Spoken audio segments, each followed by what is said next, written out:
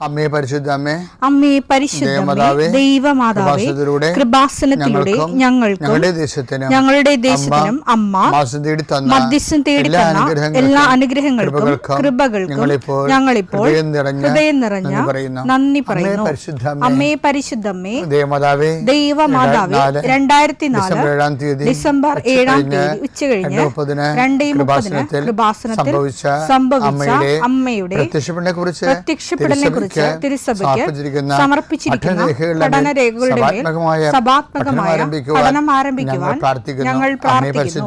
അമ്മേ പരിശുദ്ധമേ, ഭൂസ്വർലോകങ്ങളുടെ രാജ്ഞിയായ അങ്ങേയ്ക്ക് ഭൗമസംരക്ഷണത്തിനായി പ്രപഞ്ചപ്രകൃതിയെ തന്നെ തിരുസഭ പ്രതിഷ്ഠിക്കുവാൻ ഈ പ്രത്യക്ഷീകരണം വഴി ഇടയാക്കണമേ. പരിശുദ്ധമേ, ജപമാല മാതാവേ, സകല കൃപാസനം പ്രാർത്ഥനയോടും ചേർത്ത് ഞങ്ങളിപ്പോൾ പ്രാർത്ഥിക്കുന്ന ഈ കുടുംബത്തിന്റെ പ്രത്യേക നിയോഗം പറ മക്കളെ.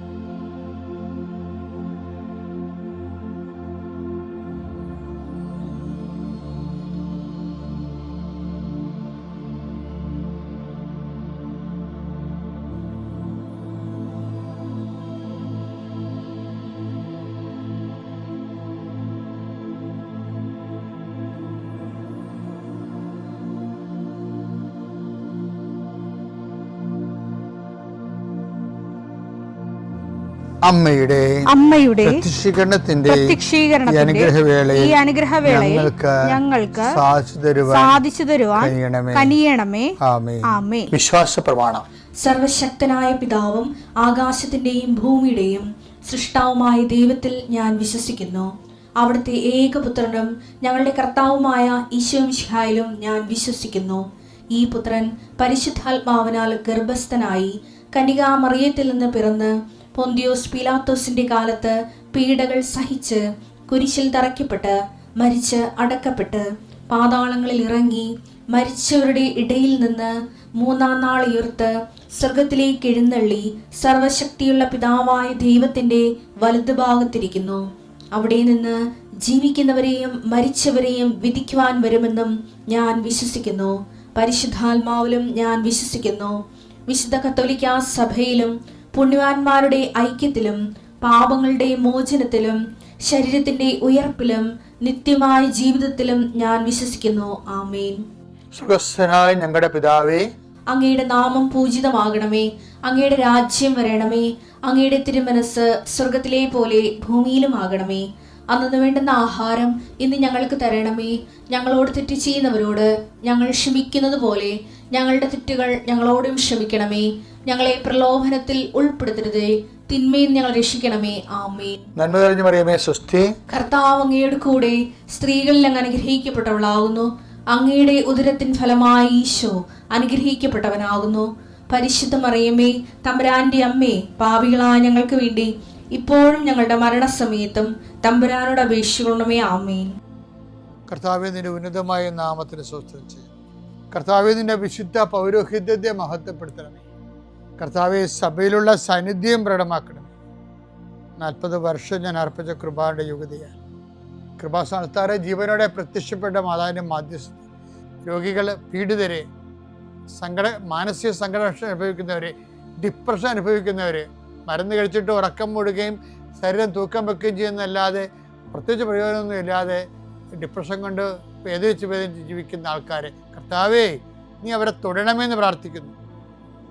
ഓട്ടിസം കുഞ്ഞുങ്ങൾ, ഹൈപ്പർ ആക്ടിവിറ്റി കുഞ്ഞുങ്ങൾ, അവിടെ മാതാപിതാക്കന്മാരെ മനസ്സ് കെട്ടുപോയവരെ, തകർച്ച സങ്കടം കൊണ്ട് അവർക്ക് ജീവിക്കാൻ പറ്റാത്തവർ, ജീവിക്കാൻ വേണ്ടി ജീവിതത്തോട് മൽപ്പിടുത്തം നടത്തുന്നവർ, മരുന്ന് കഴിച്ചിട്ടും രോഗം സുഖമാക്കാതെയും രോഗം പൊറുക്കാതെയും ഇരിക്കുന്നവർ, എൻ്റെ കർത്താവിന് ഉന്നതമായ നാമത്തിൽ, സഭയുടെ അധികാരത്തിൽ, കുരിശിൻ്റെ അടയാളത്തിൽ, ദൈവശക്തിയാൽ നിങ്ങൾക്ക് ദൈവസന്ധിപ്പും സൗഖ്യം ലഭിക്കട്ടെ. പിതാവും പുത്രനും പരിശുദ്ധാത്മാവുമായ സർവ്വേശ്വരാ എന്നേക്കും. ആമേൻ. എൻ്റെ പ്രിയപ്പെട്ടവരെ, പിന്നെ ബൈബിളിൽ ഞാനിങ്ങനെ ഇടയ്ക്കിടയ്ക്ക് ഓർക്കണ ഒരു കഥാപാത്രമുണ്ട്. ഈ അപ്പോസ്തലന്മാരുണ്ടല്ലേ, അപ്പോസ്തലന്മാരുടെ വായിൽ കർത്താവിലേക്കുള്ള വഴിയുണ്ട്. ഞാൻ പറഞ്ഞത് അപ്പോസ്തലന്മാരുടെ വായിൽ കർത്താവിലേക്കുള്ള വഴി. അതുകൊണ്ട് നമ്മുടെ അപ്പോസ്തലന്മാരെ ഫോളോ ചെയ്യുമ്പോൾ ഉണ്ടാകുന്ന ഫിലിപ്പോസിന് എനിക്ക് ഇഷ്ടമുള്ള ഒരാളാണ്.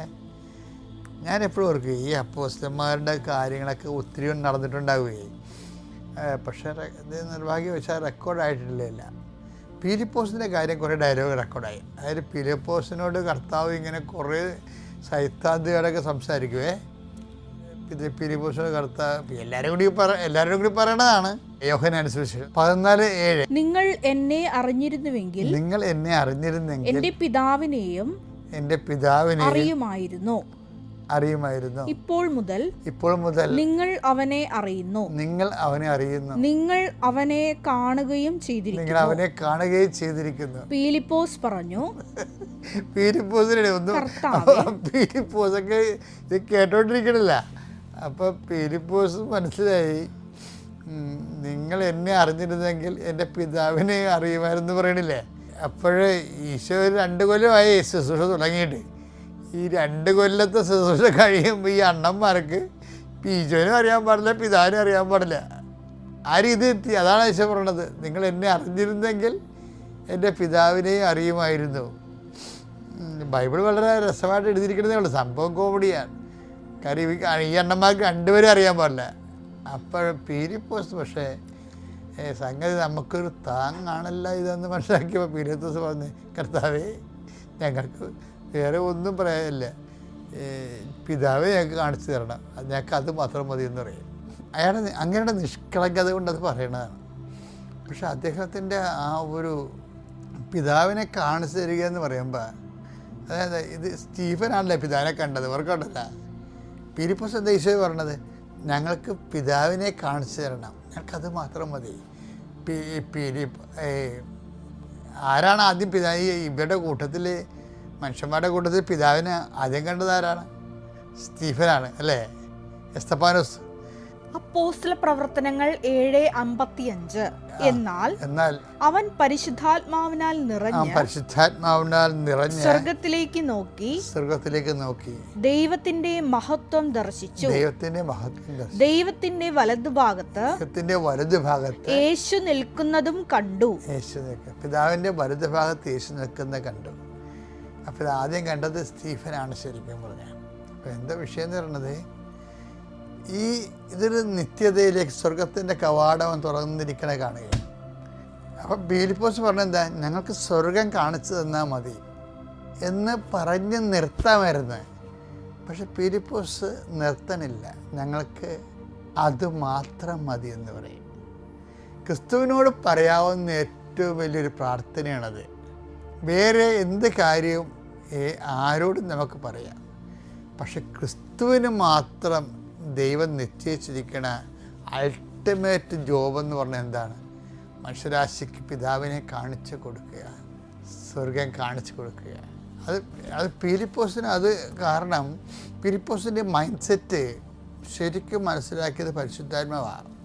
അതുകൊണ്ട് സുവിശേഷ വേലയുടെ വലിയ വേലകളൊക്കെ ചെയ്യിക്കണ ആരെ കൊണ്ടാണ്? ഞങ്ങൾക്ക് അതുമാത്രം മതിയെന്ന് പറയുന്ന സ്വർഗരാജ്യത്തെക്കുറിച്ച് ഷണ്ടന്മാരുണ്ടെന്ന് പറയത്തില്ലേ. സ്വർഗരാജ്യത്തെ പ്രതിയുള്ള ഞങ്ങൾക്ക് വേറെ ഒന്നും വേണ്ടെന്ന് പറയണതല്ല, അതിനാണ് സ്വർഗരാജ്യത്തെ പ്രതി ഷണ്ടൻ എന്ന് പറയണത്. അപ്പോൾ ഈ ഷണ്ടൻ വേറൊരു ഷണ്ടനെ കാണും. അവനെ നിത്യരക്ഷയെ കൊണ്ടുവരണത് ഈ സ്വർഗരാജ്യത്തെ പ്രതി ഞങ്ങൾക്ക് അതുമാത്രം മതി എന്ന് പറയുമ്പോൾ പണം വേണ്ട, കുടുംബം വേണ്ട, ലോകം വേണ്ട, ജീവിതം വേണ്ട, ഞങ്ങൾക്ക് സ്വർഗം മാത്രം മതി. സ്വർഗരാജ്യത്തെ പ്രതി ഇവൻ ഷണ്ടനായിരിക്കണം മറ്റു കാര്യങ്ങൾക്ക്. അതാണ് ഞങ്ങൾക്ക് അതുമാത്രം മതി എന്ന് പറയണത്. അപ്പോൾ ഈ ഷണ്ടൻ വേറൊരു ഷണ്ടനെ കാണും. അപ്പോസ്തല പ്രവർത്തനം 8:26. കർത്താവിന്റെ ഒരു ദൂതൻ ഫിലിപ്പോസിനോട് പറഞ്ഞു, എഴുന്നേറ്റ് തെക്കോട്ട് നടന്ന് ജെറുസലേമിൽ നിന്ന് ഗാസായിലേക്കുള്ള പാതയിലെത്തുക. അതൊരു വിജനമായ പാതയായിരുന്നു. അവൻ എഴുന്നേറ്റ് യാത്ര തിരിച്ചു.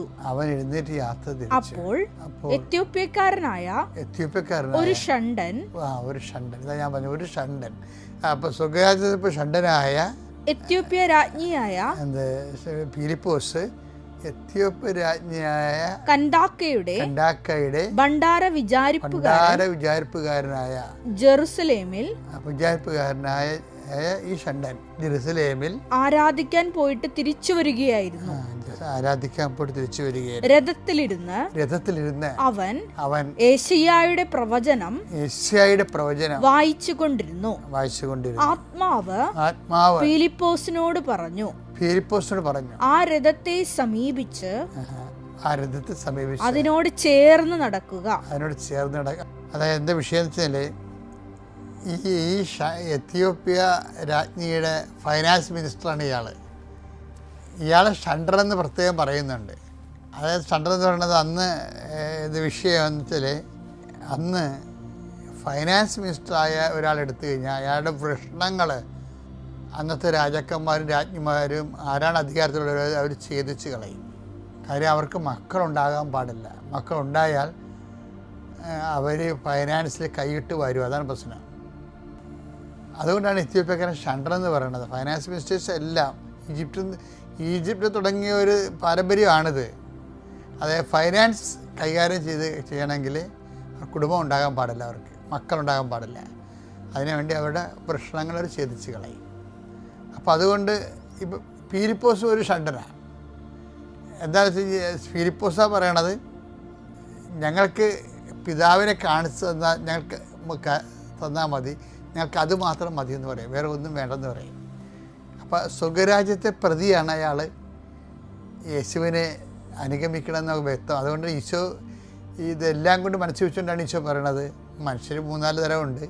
19:12 എന്തെന്നാൽ ഷണ്ടരായി ജനിക്കുന്നവരുണ്ട്, മനുഷ്യരാൽ ഷണ്ടരാക്കപ്പെടുന്നവരുണ്ട്. അങ്ങനെയാണ് കന്ദാക്കയുടെ ഈ ഫൈനാൻസ് മിനിസ്റ്റർ അങ്ങനെ മനുഷ്യരാൽ ഷണ്ടനാക്കിയ ആളാണ്. സ്വർഗരാജ്യത്തെ പ്രതി തങ്ങളെ തന്നെ ഷണ്ടരാക്കുന്നവരുണ്ട്. അതാണ് ഞങ്ങൾക്ക് അത് മാത്രം മതി ഫിലിപ്പോസ് പറയണില്ലേ. അപ്പം അങ്ങനെയുള്ളവരെയാണ് ഈ ഫിലിപ്പോസിന് എന്തുകൊണ്ടാണ് ഈ വലിയ ഫൈനാൻസ് മിനിസ്റ്ററിനെ പോലുള്ള ആൾക്കാരെ വിശ്വാസത്തിലേക്ക് കൊണ്ടുവരാൻ ഫിലിപ്പോസിനാണ് ദൈവം ഉപയോഗിക്കുന്നത്.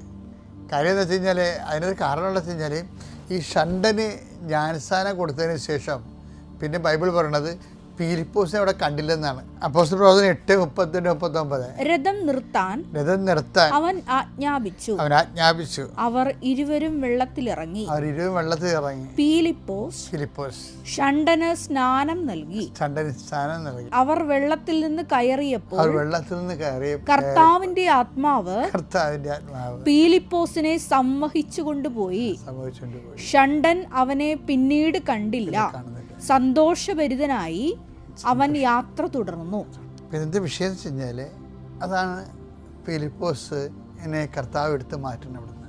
കാര്യം വലിയൊരു ഫൈനാൻസ് മിനിസ്റ്ററാണ് ഈ മനുഷ്യൻ ഞാൻ സാധപ്പെടുത്തിയിരിക്കുന്നത്. ആ രാജ്യത്തിൻ്റെ ഫൈനാൻസ് മൊത്തം ഇടയിലാണ്. അയാളുമായിട്ട് അറ്റാച്ച് ചെയ്ത് പോകാതിരിക്കാനാണ് ഈ ഈശോയുടെ ആത്മാവിനെടുത്തത്. കാര്യം ഫിലിപ്പോസിനെ മാത്രമേ ഈ ഓപ്പറേഷൻ കൊള്ളത്തുള്ളൂ. എന്താ കാര്യം, ഞങ്ങൾക്ക് പിതാവിനെ കാണിച്ചു തരണം, ഞങ്ങൾക്ക് അതുമാത്രം മതിയെന്നല്ലേ. അപ്പം എൻ്റെ മക്കൾ ഇതിന് വരുന്നൊരു കർത്താവ് നമ്മളെ വളർത്താത്തതിൻ്റെ നമുക്ക് ആത്മീയമായിട്ട് വളരാൻ പറ്റാത്തതിൻ്റെ കാരണം നല്ല ശതമാനം ഒന്നെങ്കിൽ വസ്തു, അല്ലെങ്കിൽ വേറെ എന്തെങ്കിലും വ്യക്തികൾ, അല്ലെങ്കിൽ അധികാരം, ഇതിനോട് അറ്റാച്ച്മെൻ്റ് ഒരു പ്രോബ്ലമാണ്. ഇപ്പോൾ 50 കൊല്ലം കരിസ്മാറ്റിക് മേഖല കേരളത്തിലെ ആത്മാഭിഷേകത്തിൽ വളർന്നെങ്കിലും ഇപ്പോൾ നമ്മൾ വാർഷികം ആഘോഷിക്കുമ്പോൾ ഞാൻ ആ വർഷത്തിൽ പോയായിരുന്നു, നിങ്ങൾ കണ്ടായിരിക്കുമല്ലേ. പക്ഷേ അവർക്ക് മെസ്സേജ് എന്താ കൊടുത്തിരിക്കുന്നത്, ഞാൻ ഫിലിപ്പോസിന് മെസ്സേജാണ് കൊടുത്തത്. ശുശ്രൂഷയിൽ വളരാനും എന്ത് ചെയ്യണം, അറ്റാച്ച്മെൻറ്റുകൾ കുറക്കണം. അറ്റാച്ച്മെൻറ്റ് ഇപ്പോൾ ഈ ഒരു ചേമ്പലപ്പുറത്ത് വെള്ളം കിടക്കുമ്പോൾ വെള്ളം കിടക്കുകയും ഇപ്പോൾ നമുക്ക് പണമില്ലാതെ വില നടക്കുക, ചിലൊക്കെ സ്വാധീനം കൊണ്ട് നടക്കും. പക്ഷേ നമ്മൾ ആഗ്രഹിക്കുന്ന പോലെ ആഗ്രഹിക്കുന്ന സമയത്ത് നമ്മൾ നടക്കുന്ന പണം വേണം. പക്ഷേ പണത്തോട് നമുക്ക് പണം ഉണ്ടായിരിക്കുകയും അതേസമയം തന്നെ അതിൻ്റെ അതിന് നമ്മളായിട്ട് അറ്റാച്ച് ചെയ്ത് ചേമ്പല വെള്ളം സൂക്ഷിക്കും, പക്ഷേ ചേമ്പല ചീഞ്ഞു പോകത്തില്ല. കാര്യം അതിൻ്റെ മെക്കാനിസം എവിടെയാണ് ഉള്ളത്? വെള്ളത്തിലല്ല ഉള്ളത്, ചേമ്പലയ്ക്കാണ് ഉള്ളത്. അപ്പോൾ ഈ ഒരു വിഷയം നമ്മളെപ്പോഴും നമ്മൾ ശ്രദ്ധിക്കുക. ഇത് വലിയ ശുശ്രൂഷകൾക്ക് നമുക്ക് എന്തുകൊണ്ടാണ് ചെയ്യാൻ പറ്റാത്തതിൻ്റെ കാരണം വെച്ച് കഴിഞ്ഞാൽ അതിന് ഒരു കാര്യം അറ്റാച്ച്മെൻറ്റാണ്. അറ്റാച്ച്മെൻറ്റ് പ്രധാന ദൈവശുശ്രൂഷ മേഖലയിൽ ഉടമ്പടിക്കാർ പ്രത്യേകം ശ്രദ്ധിക്കണം. നിങ്ങൾ എന്തെങ്കിലും കൂടുതൽ സമ്പാദിക്കുന്നുണ്ടെങ്കിൽ അത് കർത്താവിനും അതിനോട് നിങ്ങൾ ആസക്തിയോടുകൂടി അത് നിങ്ങളെ അടിപ്പെടുത്തി കളയുന്ന രീതിയിൽ അത് നിങ്ങളെ കടിഞ്ഞാനിട്ട് നിയന്ത്രിക്കുന്ന രീതിയിലാണോ എന്ന് പരിശോധിക്കണം. എന്ന് വെച്ചറിയോ, ഈ ചിലരെല്ലാം ഒറ്റ ഉടമ്പടി കൊണ്ട് ആ ഒരു കാര്യം സാധിച്ച് ആ ചാപ്റ്ററും ചില ആൾക്കാർ ഇന്നത്തെ കറിക്കായെന്നും പറഞ്ഞുകൊണ്ട് ചില കൊണ്ട് പുഴയെ കൊണ്ട് തോട്ട പൊട്ടിക്കത്തില്ലേ, ഇപ്പം എന്താ നിരോധനം കൊണ്ടെന്ന് തോന്നണേ, തോട്ടായി പൊട്ടിച്ച് അതിൽ നിന്ന് കിട്ടുന്ന മീനും പെറുക്കി അവർ വീട്ടിൽ പോകും. അങ്ങനെ ഒരു റിലേഷൻ ദൈവമായിട്ട് സാധ്യമല്ല. ദൈവം ആദ്യമൊക്കെ ഇപ്പോൾ എപ്പോഴെങ്കിലുമൊക്കെ ഇതുപോലെ ഒരു ആപത്ത് വന്നാൽ സഹായിക്കും. പക്ഷെ നമ്മളുടെ തരം ദൈവത്തിന് അറിയാവുന്ന കാരണം ഉപരി വളർച്ചയ്ക്ക് പറ്റത്തില്ല. 2 Petrus 3:2 വായിച്ചു കേൾക്കാം. നമ്മുടെ കർത്താവും രക്ഷകനുമായ യേശുക്രിസ്തുവിന്റെ കൃപയിലും അവനെക്കുറിച്ചുള്ള അറിവിലും നിങ്ങൾ വളരുവിൻ. ഓരോ ഡെയിലി ബ്രെഡിലൂടെയും കർത്താവിനെക്കുറിച്ചും ആത്മാവിൻ്റെ നിറഞ്ഞ ജീവിതത്തെക്കുറിച്ചും ഈ ഫിലിപ്പോസിൻ്റെ ഒരു നിലപാടിലൂടെ അപ്പോസ്തലന്മാരുടെ ഏറ്റവും വലിയ ശുശ്രൂഷകനായിട്ട് വളരണതിനെക്കുറിച്ചുമാണ് നമ്മൾ ചിന്തിച്ചത്. ആ ഡിറ്റാച്ച്മെൻ്റാണ് ശരിക്കും പറഞ്ഞാൽ മറ്റൊരു വിപ്രതിപത്തി. ഞങ്ങൾക്കത് മാത്രം മതി എന്ന് പറയണില്ലേ. അപ്പോൾ ക്രിസ്തുവിന് 1ാം സ്ഥാനം കൊടുത്തുകൊണ്ട് ജീവിച്ച, മറ്റൊരു നഷ്ടപ്പെട്ടാൽ നമുക്ക് വേദന തോന്നാതിരുന്നാൽ നമ്മൾ വളർന്നുകൊണ്ടിരിക്കുകയാണ്. നിങ്ങൾ ഓർക്കണം. ഇവിടെ പ്രത്യക്ഷീകരണത്തിൻ്റെ സാക്ഷിയാക്കി ഉയർത്തിയതിന് അമ്മയ്ക്കും തിരുക്കുമാരനും നന്ദി പറയുന്നു. എൻ്റെ പേര് അഞ്ജലി, ഇതെൻ്റെ ഹസ്ബൻഡ് പ്രമോദ്. ഞങ്ങൾ തിരുവനന്തപുരത്ത് നിന്ന് വരുന്നു. ഞാൻ ആദ്യമായി കൃപാസനത്തെക്കുറിച്ച് കേൾക്കുകയല്ല, എനിക്ക് പത്രം കിട്ടുകയാണ് ഉണ്ടായത്. അത് ഞാനൊരു പാർലർ നടത്തുന്നുണ്ടായിരുന്നു. അവിടെ എനിക്ക് ഒരു കുട്ടി കൊണ്ട് തരികയും, പക്ഷേ ഞാനതൊരു വിശ്വാസമില്ലാത്തതുകൊണ്ട് ഞാനത് വാങ്ങി, വന്നിച്ചില്ലെങ്കിലും നിന്ദിക്കരുതെന്ന് കരുതി ഞാനത് വാങ്ങി സൂക്ഷിച്ചു വെച്ചു. പക്ഷേ ഞാനത് വായിച്ചു നോക്കാനോ ഒന്നും പോയില്ല. അങ്ങനെ കുറേ നാൾ കഴിഞ്ഞ് എൻ്റെ അമ്മ ഡയാലിസിസിലേക്ക് വരികയും അങ്ങനെ ഞാൻ എൻ്റെ പാർലർ ക്ലോസ് ചെയ്യേണ്ടി വന്നു. അമ്മ എൻ്റെ കൂടെ ആയിരുന്നു ശുശ്രൂഷകൾക്കൊക്കെ ആയിട്ട്. അങ്ങനെ അപ്പോൾ ആ സമയത്ത് എൻ്റെ ഒരു അയൽവാസിയായ കുട്ടിയും എനിക്ക് കൃപാസനം പത്രം കൊണ്ടു തരികയും, പക്ഷേ ഞാൻ അപ്പോഴും വായിച്ചില്ല. പക്ഷേ ഞാൻ വാങ്ങി എൻ്റെ പൂജാമുറിയിൽ കൊണ്ടുവച്ചു. പക്ഷേ അമ്മ ആ മാസം തന്നെ ആ വർഷം 2019 അമ്മയും അച്ഛനും 2 മാസത്തെ വ്യത്യാസത്തിലും മരിച്ചു പോവുകയും, അവരുടെ മരണത്തെ തുടർന്ന് എനിക്കൊരു ഇൻസെക്യൂരിറ്റി ഫീലിംഗ് തോന്നി. ആരും ഇല്ലല്ലോ എന്നുള്ള തോന്നലും അതിലുപരി ഒരു മരണഭയമായിരുന്നു എനിക്ക്. കാരണം രാത്രി എനിക്ക് ഉറക്കമില്ല. കാരണം എനിക്ക് പിന്നീടുള്ളത് എൻ്റെ ഹസ്ബൻഡും മകനും മാത്രമാണ്. അപ്പോൾ രാത്രിയിൽ എന്താണെന്ന് വെച്ചാൽ ഞാനിങ്ങനെ എണീറ്റിട്ട് ഇവർക്ക് ശ്വാസമുണ്ടോ ജീവനുണ്ടോ ഇങ്ങനെ നോക്കി നടക്കുകയാണ് രാത്രിയിൽ മൊത്തം. എനിക്ക് ഉറക്കമില്ല. അപ്പോൾ അങ്ങനെ ഒരു ദിവസം എനിക്കൊരു പനി വരികയും, ഞാൻ ആ സമയത്ത് എപ്പോഴും എനിക്ക് പാട്ട് കേൾക്കുകയോ അല്ലെങ്കിൽ യൂട്യൂബിൽ എന്തെങ്കിലും കാണുകയോ ചെയ്യും വെറുതെ ഇരിക്കുമ്പോൾ. അപ്പോൾ എനിക്ക് തലവേദന കാരണം എനിക്ക് യൂട്യൂബ് നോക്കാൻ കഴിയാതെ വരികയും, ഈ കൃപാസനം പത്രത്തെക്കുറിച്ച് എനിക്ക് ഓർമ്മ വരികയും ഞാൻ അതെടുത്ത് വായിക്കുകയും ചെയ്തു. ആ വായിച്ചപ്പോൾ എനിക്ക് ഏറ്റവും വലിയ വിഷമം ഉണ്ടായത്, ഇതെനിക്കൊന്ന് പറഞ്ഞു തന്ന് എൻ്റെ കയ്യിൽ ഏൽപ്പിച്ചിരുന്നുവെങ്കിൽ, കാരണം ഇങ്ങനൊരു അനുഭവ സാക്ഷ്യങ്ങൾ അല്ലെങ്കിൽ രോഗസൗഖ്യം കിട്ടിയതിനെക്കുറിച്ചൊക്കെ പറഞ്ഞ് ഈ പത്രത്തെക്കുറിച്ച് എൻ്റെ തന്നിരുന്നുവെങ്കിൽ എൻ്റെ അമ്മയ്ക്ക് വേണ്ടിയിട്ട് എനിക്കിവിടെ വന്ന് ഉടമ്പടി എടുക്കാമായിരുന്നുവെന്നും അമ്മ ഇപ്പോഴും ആരോഗ്യത്തോടെ ജീവനോടെ ഞങ്ങളുടെ കൂടെ ഉണ്ടാകുമായിരുന്നുവെന്നുണ്ടായിരുന്ന ഒരു വിഷമം എൻ്റെ മനസ്സിലുണ്ടായി. കാരണം അമ്മയ്ക്ക് അന്ന് മരിക്കുമ്പോൾ 64 വയസ്സ് മാത്രമേ ഉള്ളൂ, അച്ഛനും. അതിനുശേഷം ഞാൻ ഒരു ദിവസം എൻ്റെ ഹസ്ബൻഡ് ഒരു ദിവസം രാത്രി ഞാൻ ഉറങ്ങുമ്പോൾ പ്രാർത്ഥിച്ചിട്ടാണ് കിടക്കാറുള്ളത്. അന്ന് ഞാൻ കിടന്നപ്പോൾ അന്ന് സമർപ്പിച്ച് പ്രാർത്ഥിച്ചാണ് കിടന്നത്. മാതാവേ, എൻ്റെ കുടുംബത്തെയും എൻ്റെ ഭവനത്തെയും സമർപ്പിച്ച് പ്രാർത്ഥിക്കുന്നു. ഞങ്ങൾക്കൊരു സംരക്ഷണ വലയം അവിടുന്ന് തിരുകുമാരനും തീർത്ത് തരണമെന്ന് പ്രാർത്ഥിച്ചാണ് കിടക്കുന്നത്. അങ്ങനെ ഞങ്ങൾ ഉറങ്ങി. രാവിലെ പിറ്റേന്ന് ഉച്ചഭക്ഷണം കഴിക്കുന്ന സമയത്ത് ഹസ്ബൻഡ് ഇങ്ങനെ കഴിക്കുമ്പോൾ ഞങ്ങളിങ്ങനെ തമാശയൊക്കെ പറഞ്ഞായിരിക്കും. ആ സമയത്ത് ഒന്ന് ചുമച്ച് ഞാൻ നോക്കുമ്പം സൈഡിലേക്ക് ഇങ്ങനെ വീഴുകയാണ് ചെയ്യുന്നത്. അപ്പം ഞാൻ ഓർത്തി മോനോട് തമാശ കാണിച്ചിട്ട് അങ്ങനെ തമാശ കാണിക്കുകയാണെന്നാണ് ആദ്യം കരുതിയത്. പക്ഷേ ആ ടേബിളിലുണ്ടായിരുന്ന എൻ്റെ ആ കറി വെച്ചിരുന്ന ബൗളും കഴിച്ചിരുന്ന പാത്രങ്ങളും ഒക്കെ ആയിട്ട് താഴേക്ക് വീഴുകയാണ്. ഈ പാത്രങ്ങളൊക്കെ പൊട്ടി. അപ്പോഴും പെട്ടെന്ന് ഞാനൊരു തമാശയാണ്, കാരണം എൻ്റെ ഈ ബൗളും എല്ലാം പൊട്ടിയതിൻ്റെ ചമ്മലിൽ കിടക്കുകയാണെന്നാണ് ഞാൻ കരുതിയത്. പക്ഷേ പെട്ടെന്ന് എനിക്ക് തോന്നി ഇത്രയും സമയം ഇങ്ങനെ കിടക്കുമോ എന്ന് കരുതിയിട്ട് ഞാൻ പെട്ടെന്ന് നിലവിളിക്കുകയും, +1 എൻ്റെ മോൻ പഠിക്കുന്നത്, അവൻ ഓടി വന്നിട്ട് അമ്മ സമാധാനിക്കുമെന്ന് പറയുകയും, പക്ഷേ ഇത്രയും വെയിറ്റുള്ള ഒരാളെ ഞങ്ങൾക്ക് എടുക്കാൻ പറ്റില്ലല്ലോ. അപ്പം ഞാൻ അവനോട് പറഞ്ഞു അടുത്ത വീട്ടിലെ ചേട്ടനെയൊക്കെ പോയി വിളിക്കും മോനെ എന്ന് പറഞ്ഞു. പക്ഷേ ആ സമയം എങ്ങനെയാണോ വീണത് അതേപോലെ തിരിച്ച് കസേരയിലേക്ക് കയറിയിരിക്കുക ഹസ്ബൻഡ്. അപ്പം ഞാനോർത്ത് ഇതെന്താ സംഭവം എന്ന് എനിക്ക് പിടികിട്ടുന്നില്ല. കാരണം നമ്മൾ ഈ കാസറ്റൊക്കെ റിവൈൻഡ് ചെയ്യുമല്ലോ പണ്ട്. ആ റിവൈൻഡ് ചെയ്യുമ്പോൾ നമ്മൾ ബാക്കിലോട്ട് അടിക്കുമ്പോൾ പോകുന്ന പോലെ എങ്ങനെ വീണോ പിടിച്ചൊന്നുമല്ല എണീക്കുന്നത്, അതേപോലെ കയറിയിരിക്കുക. അപ്പം ഞങ്ങളിങ്ങനെ അന്തിച്ച് നോക്കുന്ന കണ്ടിട്ട് ഹസ്ബൻഡ് ഇതൊന്നും അറിയുന്നില്ല, വീണതൊന്നും അറിയുന്നില്ല. അപ്പം ഞങ്ങളുടെ നോട്ടം കണ്ടിട്ട് ചോദിച്ചു എന്ത് പറ്റി, കഴിക്കുന്നില്ലേ എന്ന് ചോദിച്ചു. അപ്പം ഞാനും മോനും പറഞ്ഞു ഇത് എന്താ കാണിച്ചത്, ഇങ്ങനെ വീണതൊന്നും അറിഞ്ഞില്ലേ, എവിടെ വീണു എന്തൊക്കെയാ ഒന്നും അറിയാതെ ചോദിക്കുകയാണ്. അപ്പം ഇങ്ങനെ ഞാൻ കാണിച്ചതേ കണ്ടില്ലേ പാത്രങ്ങളൊക്കെ പൊട്ടിക്കിടക്കുന്നത്. അപ്പോൾ അത് വേണേൽ തറച്ച് കയറാം, കാരണം ചെവിയുടെ കാതിൻ്റെ സൈഡിലോട്ടൊക്കെയാണ് ഇതിൻ്റെ ചില്ല് കിടക്കുന്നത്. അപ്പോൾ ഞങ്ങൾ ആകെ എനിക്ക് ഭയങ്കര വിഷമമായി, കാരണം ഞാൻ അമ്മയും അച്ഛനും മരിച്ചുവെങ്കിലും മരിച്ച് വീഴുന്നതൊന്നും ഞാൻ കണ്ടിട്ടില്ല, മരിച്ചു കഴിഞ്ഞാണ് അവിടെ പോകുന്നത്. അപ്പോൾ എന്തായാലും എൻ്റെ മുന്നിൽ ഇങ്ങനെ വീണപ്പോൾ അതും ഹസ്ബൻഡ്, അതെല്ലാവർക്കും അത് ഊഹിക്കാം. എനിക്കത് പറയാൻ അതിപ്പോൾ എനിക്ക് പറ്റുന്നില്ല, എനിക്ക് പറയാൻ എൻ്റെ ആ അവസ്ഥ. അപ്പോൾ അന്ന് വൈകിട്ട് ഞങ്ങൾ അവിടെയുള്ളൊരു പള്ളിയിൽ പോയി, അതായത് തിരുവനന്തപുരം വെട്ടുകാടെന്ന് പറയും, ആ പള്ളിയിൽ പോയി ഞങ്ങളന്ന് പ്രാർത്ഥിച്ച് തിരിച്ചു വന്നു. ഹസ്ബൻഡ് ചേട്ടനെ വിളിച്ചു. അപ്പോൾ പിറ്റേന്ന് ഹോസ്പിറ്റലിൽ ചെല്ലാൻ പറഞ്ഞു. ഞങ്ങളവിടെ പോവുകയും എല്ലാ ടെസ്റ്റുകളും നടത്തി. ആ സമയം ഞാനവിടെ നിന്ന് പ്രാർത്ഥിച്ചു, മാതാവേ ഒരു കുഴപ്പവും ഉണ്ടാവരുതേ എന്ന് പ്രാർത്ഥിച്ചു. കാരണം ഹസ്ബൻഡിൻ്റെ അമ്മയുടെ വഴി ഹാർട്ട് അറ്റാക്ക് ഉണ്ടാവുകയും അങ്ങനെയൊക്കെ ഒരു പാരമ്പര്യം ഉള്ളതായിട്ട് എപ്പോഴും ഇവർ പറയാറുണ്ട്. അപ്പോൾ ഞാൻ എൻ്റെ ജപമാല, എനിക്ക് കൊന്ത ചൊല്ലാനൊന്നും എനിക്ക് അറിയില്ല, കൊന്തയുടെ പ്രാധാന്യം ഒന്നും അറിയില്ലെങ്കിലും ആ ഒരു കൊന്ത എൻ്റെ കയ്യിലുണ്ട്, അത് മുറുകെ പിടിച്ച് ഞാൻ അവിടെ നിന്ന് പ്രാർത്ഥിച്ചു, ഒരു കുഴപ്പവും ഉണ്ടാവരുതേന്ന്. അങ്ങനെ തന്നെ റിസൾട്ട് വന്നപ്പോൾ ഒരു കുഴപ്പം ഉണ്ടായില്ല, നല്ല പൂർണ്ണ ആരോഗ്യമാണെന്ന് പറഞ്ഞു. ഞങ്ങൾ തിരികെ പോയിരുന്നു. പിന്നീട് ഞാൻ ഈ പത്രം വായിച്ചെങ്കിലും വിശ്വാസത്തിലോട്ട് വീണ്ടും വരുന്നില്ല. പക്ഷേ ഈ ടോക്കുകൾ ഞാൻ കേൾക്കുന്നുണ്ട്. അപ്പം ഈ പത്രം വായിച്ചതിന് ശേഷം ഞാൻ അച്ഛൻ്റെ ടോക്ക് കേൾക്കാൻ തുടങ്ങുന്നത്. ടോക്ക് കേട്ട് തുടങ്ങിയപ്പോഴാണ് ഞാൻ കൂടുതലും ഈശോയിലേക്ക് അടുക്കുകയായിരുന്നു. കാരണം എനിക്ക് പണ്ടേ മുതൽ ഈശോയെ അറിയാം. ഞാൻ ക്രിസ്ത്യൻ സ്കൂളുകളിലും കോളേജുകളിലും പഠിച്ചിരുന്നതുകൊണ്ട് എനിക്ക് ഈശോയെ അറിയാം, മാതാവിനെ അറിയാം. അപ്പോൾ എനിക്ക് ഇഷ്ടമാണ് ഈശോയെക്കുറിച്ച് കേൾക്കാനും കൂടുതൽ അറിയാനായിട്ടും. വചനങ്ങളൊന്നും വായിക്കുമെങ്കിൽ എനിക്ക് അതിൻ്റെ അർത്ഥമൊന്നും അറിയില്ല. അപ്പോൾ അച്ഛൻ്റെ ടോക്കിലൂടെ ഓരോ വചനങ്ങളാണ് എക്സ്പ്ലെയിൻ ചെയ്തു തരുന്നുണ്ട് അച്ഛൻ. ആദ്യമൊക്കെ എനിക്കും വിശ്വാസം ഉണ്ടായിരുന്നില്ല. എല്ലാവരെ പോലെയും ഈ കൃപാസനത്തിൻ്റെ ഈ ചമ്മന്തി ട്രോൾ കഥകളൊക്കെ കേട്ടിരുന്നതുകൊണ്ട് ഞാൻ അതൊന്നും മൈൻഡ് ചെയ്തില്ല. അപ്പോൾ അച്ഛൻ്റെ ടോക്ക് കണ്ടപ്പോഴും ആദ്യം ഞാൻ ഓർത്ത് ഇവിടുത്തെ സാക്ഷ്യം കേട്ടപ്പോഴൊക്കെ ഇങ്ങനെ ഇതൊന്നും കള്ളത്തരാണെന്നാണ് വിചാരിച്ചത്. പക്ഷെ അങ്ങനെ ഇരിക്കുമ്പോഴാണ് ധന്യ മേരി വർഗീസിൻ്റെ സാക്ഷ്യം കേൾക്കുന്നതും AK ആൻ്റണി സാറിൻ്റെ വൈഫ് എലിസബത്ത് ആൻ്റണി മാമിൻ്റെ സാക്ഷ്യം കേൾക്കാനിടയായി. അപ്പോൾ അതാണ് എന്നെ ഉറപ്പിച്ചത് ഇത് സത്യമാണെന്നുള്ളത്. കാരണം അവരെയൊക്കെ എന്തായാലും അങ്ങനെ കള്ളം പറയാൻ വരില്ലല്ലോ എന്നുള്ള തോന്നല്. അങ്ങനെ ഞാൻ വീണ്ടും അച്ഛൻ്റെ ടോക്ക് ഒരുപാട് കേട്ടു. അന്ന് മുതൽ അച്ഛൻ്റെ ടോക്ക് എന്ന് കേട്ടു തുടങ്ങിയോ അന്ന് മുതൽ എൻ്റെ വീട്ടിൽ കൃപാസനം മാതാവിൻ്റെ ഈ ലൈവ് പ്രാർത്ഥന പാട്ടുകളും സാക്ഷ്യങ്ങളും അച്ഛൻ്റെ പ്രാർത്ഥനകളും ടോക്കും മാത്രമാണ്.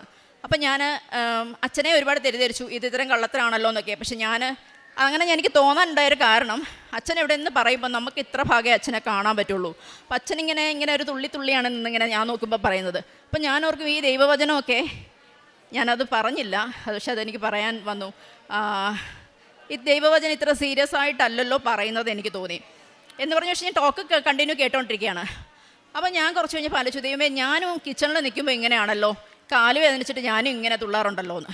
അപ്പോൾ ഞാൻ അടുത്ത നിമിഷം തന്നെ പറഞ്ഞു, കർത്താവ് എന്നോട് ക്ഷമിക്കണേ എന്ന് പറഞ്ഞു. എനിക്ക് അറിയില്ലായിരുന്നല്ലോ.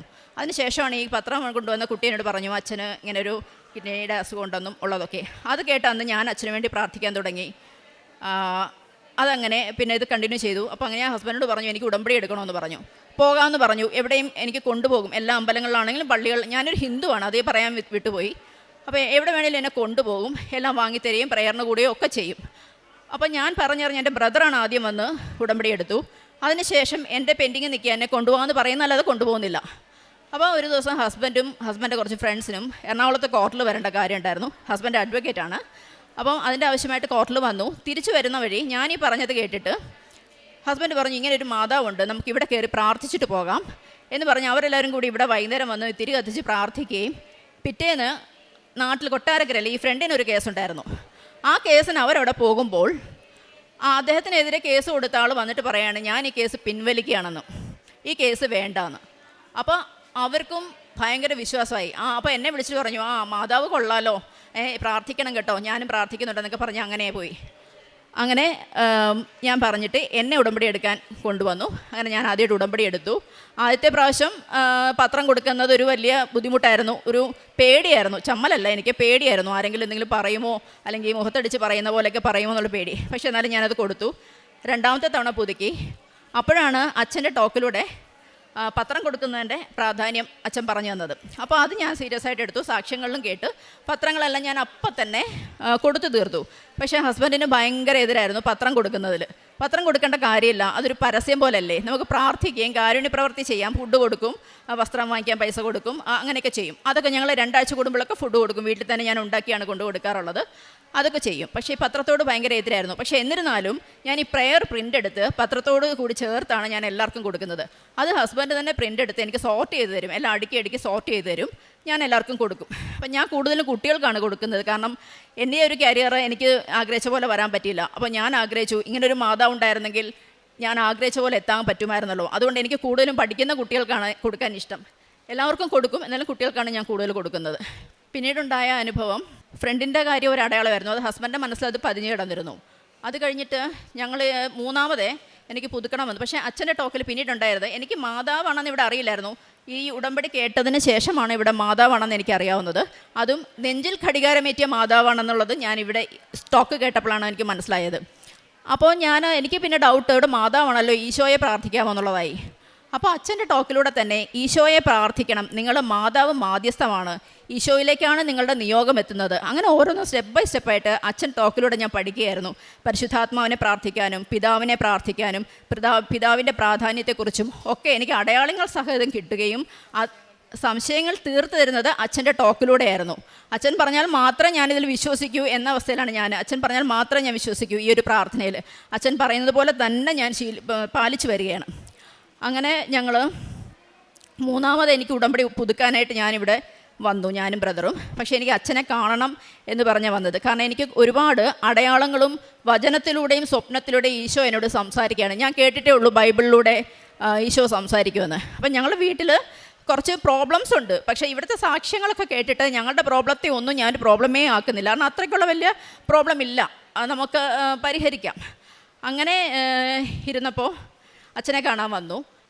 പക്ഷേ ഇവിടെ ഞാൻ ചോദിച്ചപ്പോൾ എൻ്റെ ഈ കാര്യത്തിന് ഇവിടുത്തെ റൂൾസ് അനുവദിക്കുന്നില്ല, തക്കതായിട്ടുള്ളൊരു കാരണമില്ല അച്ഛനെ കാണാൻ, അതുകൊണ്ട് ഇപ്പോൾ കാണാൻ സാധിക്കില്ല എന്ന് പറഞ്ഞു. അപ്പോൾ എനിക്കൊരു വിഷമം വന്നു. എങ്കിലും ഞാൻ തിരിച്ചു പോയപ്പം ഇവരൊക്കെ എന്നെ ഒന്ന് കളിയാക്കി. കാരണം അച്ഛനെ കാണാൻ പറ്റിയില്ലല്ലോ, ആ ഒരു കാരണം പറഞ്ഞു എന്നെ കളിയാക്കാൻ തുടങ്ങി. അപ്പോൾ എനിക്ക് വിഷമമായി. കാരണം ഞാൻ പ്രാർത്ഥിക്കുന്നത് എനിക്ക് വേണ്ടിയിട്ടല്ല, എൻ്റെ വീടിന് വേണ്ടിയിട്ടാണ്. എൻ്റെ ഹസ്ബൻഡിനും മകനും ബ്രദറിനും അങ്ങനെ മറ്റുള്ളവർക്ക് വേണ്ടിയിട്ടാണ് ഞാൻ പ്രാർത്ഥിക്കുന്നത്. എൻ്റെ ഒരു ആവശ്യവും ഞാൻ പറയാറില്ല. അപ്പോൾ ഞാൻ പതുക്കെ എനിക്ക് വിഷമമായി. ഞാൻ പറഞ്ഞു, മാതാവേ, എന്നെയല്ല നിന്നെയാണ് കളിയാക്കുന്നത്. ഇവിടെ വന്നപ്പോഴും എനിക്ക് സാക്ഷ്യമായിട്ടില്ല, അതുകൊണ്ട് അച്ഛനെ കാണാൻ പറ്റില്ല, അല്ലെങ്കിൽ സാക്ഷ്യം പറയാൻ പറ്റില്ല എന്ന് പറഞ്ഞു.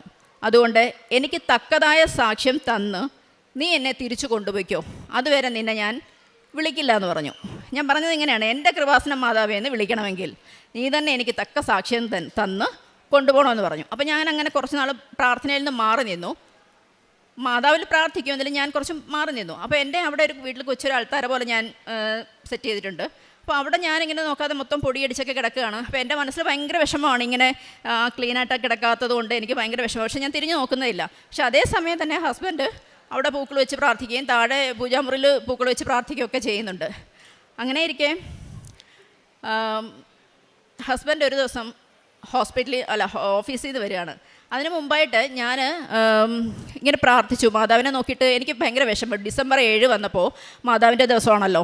അപ്പോൾ അതിന് മുമ്പൊക്കെ ഞാൻ മാതാവിൻ്റെ ആ ദിവസം ആൾക്കാരെ മുല്ലപ്പൂവൊക്കെ വെച്ച് മാതാവിനെ അലങ്കരിക്കും. ഡിസംബർ 25 ഞാൻ ഈശോയ്ക്ക് ഇങ്ങനെ കേക്ക് വയ്ക്കുകയും തിരി കത്തിച്ച് പ്രാർത്ഥിക്കുകയും കൊന്ത ചൊല്ലുകയും ഞാൻ അഖണ്ഡ ജപമാലയൊക്കെ ഇതിനിടയ്ക്ക് ചൊല്ലി ഒറ്റയ്ക്ക് തന്നെ അങ്ങനെയൊക്കെ ചെയ്തു. അപ്പോൾ അതൊന്നും നടക്കാത്തതുകൊണ്ട് എനിക്ക് ഭയങ്കര വിഷമമായി. ഈ ഡിസംബർ ലാസ്റ്റാണ് എൻ്റെ മനസ്സ് ഭയങ്കര വിഷമം. അങ്ങനെ ഒരു ദിവസം ഞാൻ ടെറസിൽ പോയി തുണിയൊക്കെ വിരിച്ചിട്ട് തിരിച്ച് കയറി വന്നപ്പോൾ ഈ മാതാവിനോട്ട് എൻ്റെ നോട്ടം പോയി. അപ്പോൾ ഞാൻ കരഞ്ഞു. ഞാൻ പറഞ്ഞു, മാതാവേ, ഞാനല്ലല്ലോ, ഞാൻ ഇപ്പോഴും പറയുന്നു, നീയല്ലേ എന്നെ ഇങ്ങനെ ആക്കിയത്. എൻ്റെ കൃപാസനം മാതാവെന്ന് വിളിക്കണമെങ്കിൽ നീ തന്നെ തക്ക സാക്ഷ്യം തന്ന് എന്നെ കൊണ്ടുപോകണം എന്ന് പറഞ്ഞു. പക്ഷേ അപ്പോഴും ഞാനവിടെ ക്ലീൻ ചെയ്യാനൊന്നും പോയില്ല. അപ്പം ഞാൻ എൻ്റെ വീട് പോലും അങ്ങനെ പ്രോപ്പറായിട്ട് ഒന്നും ചെയ്യാൻ എനിക്കൊരു ഉത്സാഹമില്ല ശരിക്കും പറഞ്ഞാൽ. അങ്ങനെ ഒരു ദിവസം ഓഫീസിൽ നിന്ന് ഹസ്ബൻഡ് ഭയങ്കര വിഷമിച്ച് വരുന്ന കണ്ടു. ഞാൻ ചോദിച്ചു, എന്ത് പറ്റി? ഒരു കേസുണ്ടെന്ന് പറഞ്ഞു. ഞാൻ പറഞ്ഞു അഡ്വക്കേറ്റിന് ഒരു കേസ് വന്നപ്പോൾ എന്താ സങ്കടപ്പെടാൻ, ഇതിന് മാത്രം എന്ത് കേസാണെന്ന്. അപ്പോൾ പറയാണ് പുള്ളിക്ക് വാദിക്കാനുള്ളതല്ല, പുള്ളിക്കൊരു കേസ് വന്നു. അത് 10 വർഷം മുമ്പ് പുള്ളിയുടെ ഒരു ക്ലയൻറ്റിന് ഒരു ലീഗൽ സഹായം ചെയ്തതിൻ്റെ ഭാഗമായിട്ട് അവരെ എതിർകക്ഷികൾ ഈ ക്ലയൻറ്റിന് എതിരെ കൊടുത്ത കേസിൽ ഇദ്ദേഹത്തെയും കൂടെ പ്രതി ചേർക്കപ്പെട്ടു. സത്യം പറയാലോ, ആദ്യം ഞാനൊന്ന് ഞെട്ടിയെങ്കിലും നെക്സ്റ്റ് മൊമെൻറ്റ് ഞാൻ ഉള്ളിൽ പൊട്ടിച്ചിരിച്ചു. അതാണ് ഉണ്ടായത്. സത്യം പറയാൻ ഞാൻ ഈ ആൾത്താരിൽ നിന്ന് മാതാവിനെ സാക്ഷ്യപ്പെടുത്തി പറയുക, അങ്ങനെ ചിരിക്കണമെങ്കിൽ, സ്വന്തം ഹസ്ബൻഡിന് ഒരു കേസ് വന്ന് ഹാജരാകണമെന്ന് കേട്ടിട്ട് ചിരിക്കണമെങ്കിൽ അത് അമ്മ മാതാവിൻ്റെ കുഞ്ഞായിരിക്കണം.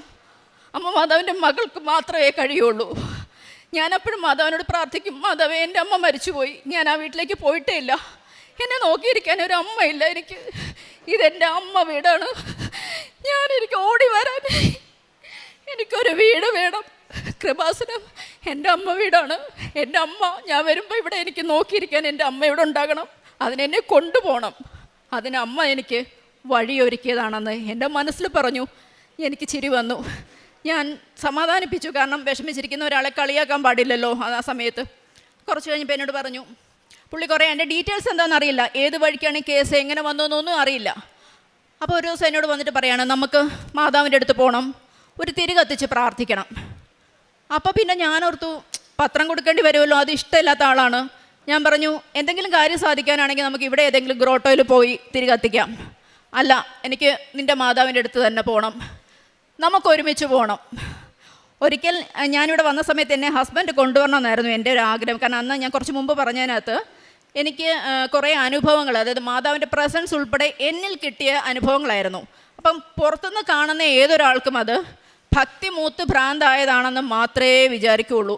പക്ഷേ മാതാവിൽ വിശ്വാസമുള്ള, മാതാവിനെ അറിഞ്ഞ ഒരു വ്യക്തിക്കറിയാം അത് മാതാവ് തന്നെയായിരുന്നു എന്നുള്ളത്. സ്വപ്നത്തിലൂടെയും ഒരു സ്വപ്നം കണ്ടത് ഞാൻ ഈശോയല്ല, ഒരു കുതിരപ്പുറത്ത് ഒരു ആൾ, ഒരു ചുമന്ന പുറങ്ങും ഒരു കുപ്പായവും ഒരു സ്വർണ്ണ കളറിലെ അങ്കിയൊക്കെ ഇട്ട് കുറേ സൈന്യങ്ങളും ആയിട്ടിങ്ങനെ വരിക. അതൊരു പിക്ചറല്ല, സൈന്യം ഇങ്ങനെ വരികയാണ് എൻ്റെ സ്വപ്നത്തിൽ. ഞാനപ്പോൾ ഓർത്ത് ഓൾറെഡി ചില പ്രശ്നങ്ങൾ വരുന്നുണ്ട്, ഇനി ഏത് പ്രശ്നമാണ് ഈ പടപിടിച്ച് വരുന്നതെന്ന് ഞാനിങ്ങനെ ചിന്തിച്ചു. അപ്പോൾ ഞാൻ പറഞ്ഞു ബൈബിൾ എന്നോട് സംസാരിക്കുമെന്ന്. അപ്പം ഞാൻ പിറ്റേന്ന് പ്രത്യക്ഷീകരണ പ്രാർത്ഥന കഴിഞ്ഞിട്ട് ഞാൻ ഈശോയോട് ചോദിച്ചു, ഈശോയെ ഞാനിങ്ങനെ ഒരു സ്വപ്നം കണ്ടു, അതിൻ്റെ അർത്ഥം എന്താണെന്നൊന്നും എനിക്കറിയില്ല, എന്തെങ്കിലും പ്രശ്നങ്ങളാണോ എന്ന്. ഞാൻ എന്നിട്ട് ആ ബൈബിള് തുറന്നൊരു വചനം കിട്ടിയത് ഇങ്ങനെയായിരുന്നു, സൈന്യങ്ങളുടെ രാജാവായ കർത്താവ് നിനക്ക് വേണ്ടി പോരാടും. അങ്ങനെ ഒരു മീനിങ്ങാണ് എനിക്ക് കറക്റ്റ്, എനിക്ക് ഓർമ്മയില്ല, അങ്ങനെ ഒരു വചനമാണ് എനിക്ക് കിട്ടിയത്. പിന്നീട് മാതാവിനെ ഞാൻ ചോദിച്ചു, മാതാവേ എല്ലാവർക്കും സ്വപ്നത്തിൽ വരുന്നു, എനിക്ക് സ്വപ്നത്തിൽ വരുന്നില്ലല്ലോ, എൻ്റെ ദൈവങ്ങളൊക്കെ എനിക്ക് സ്വപ്നത്തിൽ വരുന്നുണ്ട്. അങ്ങനെ ഞാൻ ചോദിച്ചപ്പോൾ എനിക്ക് നമ്മുടെ ഫ്രണ്ടിൽ 13-ാം കൗണ്ടറിലെ മാതാവിൻ്റെ അതേ മാതാവ്, ആ മാതാവിൻ്റെ ചോട്ടിൽ കിടന്ന് ഞാൻ ഉറങ്ങുന്നതായിട്ട്, അപ്പോൾ മോൻ എന്നെ പ്രയറിന് വേണ്ടിയിട്ട് വിളിക്കുകയാണ്. അതാണ് എനിക്ക് മാതാവ് മാതാവ് സ്വപ്നത്തിൽ പ്രത്യക്ഷപ്പെട്ട ഒരു സ്വപ്നം. പിന്നെ വേറൊരു സ്വപ്നം ഉണ്ടായത്, മാതാവ് സർപ്പത്തെ ചവിട്ടി നിൽക്കുന്ന മാതാവാണ് എൻ്റെ വീട്ടിൽ ഞാൻ വെച്ച് പ്രാർത്ഥിക്കുന്നത്. അപ്പോൾ എൻ്റെ വീട്ടിൽ എൻ്റെ മതിലിലൂടെ ഇങ്ങനെ പാമ്പുകൾ ഇങ്ങനെ ഇഴഞ്ഞു പോവുകയാണ്. പാമ്പുകളെന്ന് പറഞ്ഞാൽ 1-2 അല്ല, ആ മതിൽ ഭിത്തി മുഴുവനും പാമ്പിഴഞ്ഞു പോവുകയാണ്. അപ്പം ഞാൻ പേടിച്ചു പോയി, ഇനി ഇതെന്താ. അപ്പം നെക്സ്റ്റ് കാണുന്നത് മാതാവിൻ്റെ മുട്ട് മുതൽ താപ്പോട്ട് മാതാവ് ഒരു സർപ്പത്തേൻ്റെ തല ചവിട്ടി പൊട്ടിക്കുന്നതായിട്ടാണ്. അപ്പോൾ അങ്ങനെ ഞാൻ കേട്ടിട്ടില്ല, ചവിട്ടി നിൽക്കുന്നതേ കണ്ടിട്ടുള്ളൂ. അത് ഞാൻ ഗൂഗിളിലാണ് ഞാൻ നോക്കിയത് അതിൻ്റെ അർത്ഥം. അപ്പോൾ പറഞ്ഞു നെഗറ്റീവ് എനർജീസ് അല്ലെങ്കിൽ സാത്താനിക ശക്തിയെ പൊട്ടിച്ച് കളയുന്നതായിട്ടാണ് എനിക്ക് കിട്ടിയത്. അപ്പോൾ അങ്ങനെ ഒരുപാട് സ്വപ്നങ്ങളും പ്രസൻസും കിട്ടിയപ്പോൾ ആണ് ഇവർ കളിയാക്കാൻ തുടങ്ങിയത്. അപ്പോൾ അതാണ് എനിക്ക് അങ്ങനത്തെ അനുഭവങ്ങളാണ്, അല്ലാതെ എനിക്ക് രോഗസൗഖ്യം എന്ന് പറയാനായിട്ടോ അങ്ങനെ പറയാനായിട്ടുള്ള ഇതൊന്നുമല്ല, ബൈബിൾ വചനത്തിലൂടെയാണ് എനിക്ക് ഇത് കിട്ടുന്നത്. അപ്പോൾ അങ്ങനെ ഞാൻ പറഞ്ഞു നിർത്തിയത് ഹസ്ബൻഡിൻ്റെ കേസിനെ കുറിച്ചാണ്. അപ്പോൾ അങ്ങനെ ഈ 10 വർഷം മുമ്പുണ്ടായ കേസിൻ്റെ പേരിൽ ഇദ്ദേഹത്തെയും പ്രതി ചേർക്കുകയും ഡീറ്റെയിൽസ് കിട്ടിയില്ല. അങ്ങനെ ഇവിടെ വരാൻ തീരുമാനിച്ചു. അപ്പോൾ ഞങ്ങൾ ട്രെയിൻ ടിക്കറ്റ് ബുക്ക് ചെയ്തു. ടിക്കറ്റ് ബുക്ക് ചെയ്തപ്പോൾ മോൻ്റെ സൗകര്യം നോക്കണം, മോൻ അന്ന് എക്സാം കാര്യങ്ങളുണ്ടോ എന്നുള്ളത് നോക്കണം. കാരണം വീട്ടിൽ ഞങ്ങൾക്കൊരു പട്ടിക്കുട്ടി വളർന്നുണ്ട്, അപ്പോൾ അതിന് ഒറ്റയ്ക്ക് ഇടാൻ പറ്റില്ല, അപ്പോൾ ആ ഒരു വീട്ടിൽ ആൾ വേണം. അപ്പം മോൻ പറഞ്ഞു എന്ത് വന്നാലും നിങ്ങളിത് മുടക്കണ്ട, കൃപാസനത്തിൽ പൊയ്ക്കോളാൻ പറഞ്ഞു, ഞാനിത് മാനേജ് ചെയ്തോളാം എന്ന് പറഞ്ഞു. അങ്ങനെ ഞാൻ മാതാവിന് പ്രാർത്ഥിച്ചു, മാതാവേ ഈ പരീക്ഷ ഒന്നിൽ മാറ്റി വെച്ച് തരണം, അല്ലെങ്കിൽ എൻ്റെ എണ്ണം ഒന്ന് കുറച്ച് തരണമെന്ന് പറഞ്ഞു. ഇൻ്റേണൽ എക്സാം എന്തോ ആയിരുന്നു. അപ്പം കുറച്ച് മോൻ പറഞ്ഞു 2 എക്സാമേ ഉള്ളൂ, അത് ഞാൻ മാനേജ് ചെയ്തോളാം, പൊയ്ക്കോളാൻ പറഞ്ഞു. ടിക്കറ്റ് ബുക്ക് ചെയ്തപ്പോൾ ഇങ്ങനെ ഒരു തടസ്സം വന്നപ്പോൾ ഹസ്ബൻഡ് എന്നോട് ചോദിച്ചു, എന്താ നിൻ്റെ മാതാവ് വീണ്ടും ഇങ്ങനെ തടസ്സം ഇടുന്നതെന്ന്. അപ്പം ഞാൻ പറഞ്ഞു വിശ്വാസം വന്നിട്ടുണ്ടെങ്കിലും ഒരു പൊടിക്കൊരു വിശ്വാസം കൂടെ ബാക്കിയുണ്ട്. കാരണം അന്ന് രാവിലെ ഞാൻ ഈ കൃപാസനത്തിൽ വരാമെന്ന് പറഞ്ഞ നിമിഷം മുതൽ ഞാൻ അൺസബ്സ്ക്രൈബ് ചെയ്ത ചാനൽ, കൃപാസനത്തിൻ്റെ ചാനൽ വീണ്ടും സബ്സ്ക്രൈബ് ചെയ്തു.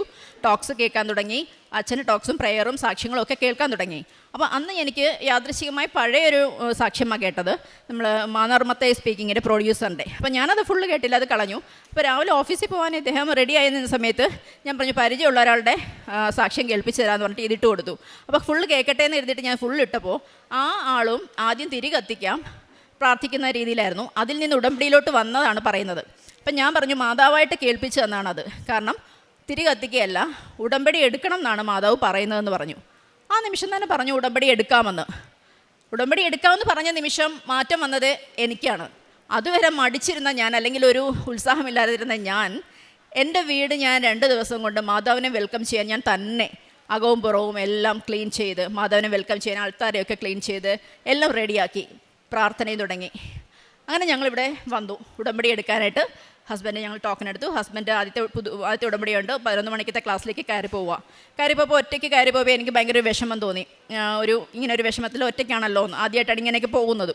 മാതാവിനെക്കുറിച്ചും എന്നിൽ വഴി അറിയാവുന്നതേ ഉള്ളൂ, മാതാവിനെക്കുറിച്ച് കൂടുതലൊന്നും അറിയില്ല. അപ്പോൾ ഞാൻ എൻ്റെ കഴുത്തിൽ കിടന്നൊരു കൊന്ത എടുത്ത് പോക്കറ്റിലിട്ട് കൊടുത്തു. എന്നിട്ടും കയറിപ്പോയി. ഞാൻ താഴെ നിന്ന് പ്രാർത്ഥിച്ചു, മാതാവേ ഈ കേസ് ഞങ്ങൾക്ക് വേണ്ട. അപ്പോൾ മാതാവ് എൻ്റെ ഹസ്ബൻഡിനെയും കുടുംബത്തെയും ഈ വിശ്വാസത്തിലേക്ക് എന്നെയും തിരിച്ചു കൊണ്ടുവരാനായിട്ടുള്ളൊരു വഴി വെട്ടിയത് മാത്രമാണ്. ഈ കേസിനെ വിളിക്കരുത് എന്ന് പറഞ്ഞു. എൻ്റെ നിയോഗത്തിൽ ഞാൻ വെച്ചിരുന്നതും, രണ്ടാമത്തെ നിയോഗം വെച്ചിരുന്നത് എൻ്റെ കുടുംബം ഈ വിശ്വാസത്തിലേക്ക് വരണമെന്നായിരുന്നു, ഹസ്ബൻഡും മകനും. കാരണം ഞാൻ ആദ്യത്തെ ഉടമ്പടി എടുക്കുമ്പോൾ ഇവരാരും ഉടമ്പടിയിലില്ല, പ്രാർത്ഥനയിലുമില്ല. അപ്പോൾ ഞാൻ പ്രയറിന് ഇരിക്കുമ്പോൾ രാവിലെ എണീറ്റൽ വെക്കുന്നത് മറുനാടൻ മലയാളിയാണ് ഒരാൾ, ഹസ്ബൻഡ്. മോൻ്റെ പാട്ടും കാര്യങ്ങളും ഒക്കെ. അപ്പോൾ എനിക്ക് പ്രയറിന് ഭയങ്കര ഡിസ്റ്റർബൻസാണ്. ഞാൻ പിന്നെ അതിനിടയ്ക്ക് പറഞ്ഞ് ലാസ്റ്റ് സൗണ്ടൊക്കെ കുറയ്ക്കാൻ തുടങ്ങി. അപ്പോൾ അതുകൊണ്ട് തന്നെ രണ്ടാമത്തെ പുതുക്കലിൽ ഞാൻ വെച്ചതാണ് എൻ്റെ കുടുംബം വിശ്വാസത്തിലേക്ക് വരണം. പിന്നെ ഒന്നാമത്തേത് പരിശുദ്ധാത്മാവ് നിറയണമെന്നാണ്. വേറൊന്നും ഞാൻ ഇങ്ങനെ ഫില്ല് ചെയ്യാൻ വേണ്ടി മാത്രം ഓരോന്നായിട്ട് ഷോർട്ടായിട്ടൊക്കെ എഴുതി വിട്ടതേ ഉള്ളൂ, എനിക്കൊന്നും ഓർമ്മയില്ലത്. അങ്ങനെ ഇവിടെ വന്ന് ഉടമ്പടി എടുത്ത് എടുക്കാൻ കയറിയിട്ട് ഞാൻ താഴെ നിന്ന് പ്രാർത്ഥിച്ചു, അമ്മ മാതാവ് കൂടെ ഉണ്ടെങ്കിൽ ഒരു അടയാളം കൂടെ കൊടുക്കണേ എന്ന് പറഞ്ഞു. അങ്ങനെ ഞാൻ പുതുക്കാൻ വന്നോണ്ട് ഞാൻ 11:30 ക്ലാസ് കഴിഞ്ഞിട്ട് പുതുക്കി ഞാൻ ഇറങ്ങി വന്നപ്പോൾ എനിക്ക് ദാഹിക്കുന്നുണ്ടായിരുന്നു. അപ്പം ഹസ്ബൻഡ് ബാഗിൽ വെള്ളമുണ്ട്, വെള്ളവും കുടിക്കാം. അപ്പോൾ ഈ ബാഗാണ്, ഈ ബാഗ് അത് വെയിറ്റ് ഉള്ളതുകൊണ്ട് അതിങ്ങ് വാങ്ങിക്കാം, കാരണം ഇവിടെ വരുമ്പോൾ ഈ വിളക്കിൽ തട്ട് ഒന്നും ചെയ്യണ്ടല്ലോ, ശ്രദ്ധിച്ചില്ലെങ്കിലോ എന്ന് കരുതിയിട്ട് ഞാനപ്പോൾ ബാക്കിലേക്ക് ഇങ്ങനെ ആളിനെ പരതി വരികയാണ്. അങ്ങനെ പരതി വന്ന് ഞാൻ ഈ സൈഡ് വരുമ്പോൾ ഉണ്ട് തിരിയൊക്കെ പിടിച്ച് മാതാവിൻ്റെ മുമ്പേ ഇങ്ങനെ നിൽക്കുകയാണ്. എനിക്കപ്പോഴും ചിരി വന്നു. ഞങ്ങളെല്ലാവരും പരസ്പരം നോക്കി ചിരിച്ചു. കാരണം അങ്ങനെയൊന്നും എടുക്കുമെന്ന് ഞാൻ എൻ്റെ ജീവിതത്തിൽ വിചാരിച്ചില്ല. പത്രം കൊടുക്കാൻ തന്നെ മടിച്ച ആൾ ഇങ്ങനെ ചെയ്യുമെന്ന് വിചാരിച്ചില്ല. അതിലേറെ എനിക്കൊരു അത്ഭുതം തോന്നിയത്, ഈ കൃപാസനത്തിലെ ചൂട് നമുക്കറിയാം, ഞാൻ ഇപ്പോഴും നിന്ന് വിയർക്കുന്നുണ്ട്. അന്നത്തെ ദിവസം ചൂടെന്ന് എഴുതി കാണിച്ചാൽ വിയർക്കുന്ന ആളാണ്. ആ ഒരു ദിവസം ഞങ്ങൾ വീട്ടിലെത്തുന്നിടം വരെ ഒരു തുള്ളി വിയർപ്പ് ദേഹത്തുണ്ടായിട്ടില്ല. ആ ഷർട്ട് നനഞ്ഞിട്ടില്ല. അത് ഞാൻ ശ്രദ്ധിച്ചൊരു കാര്യമാണ്.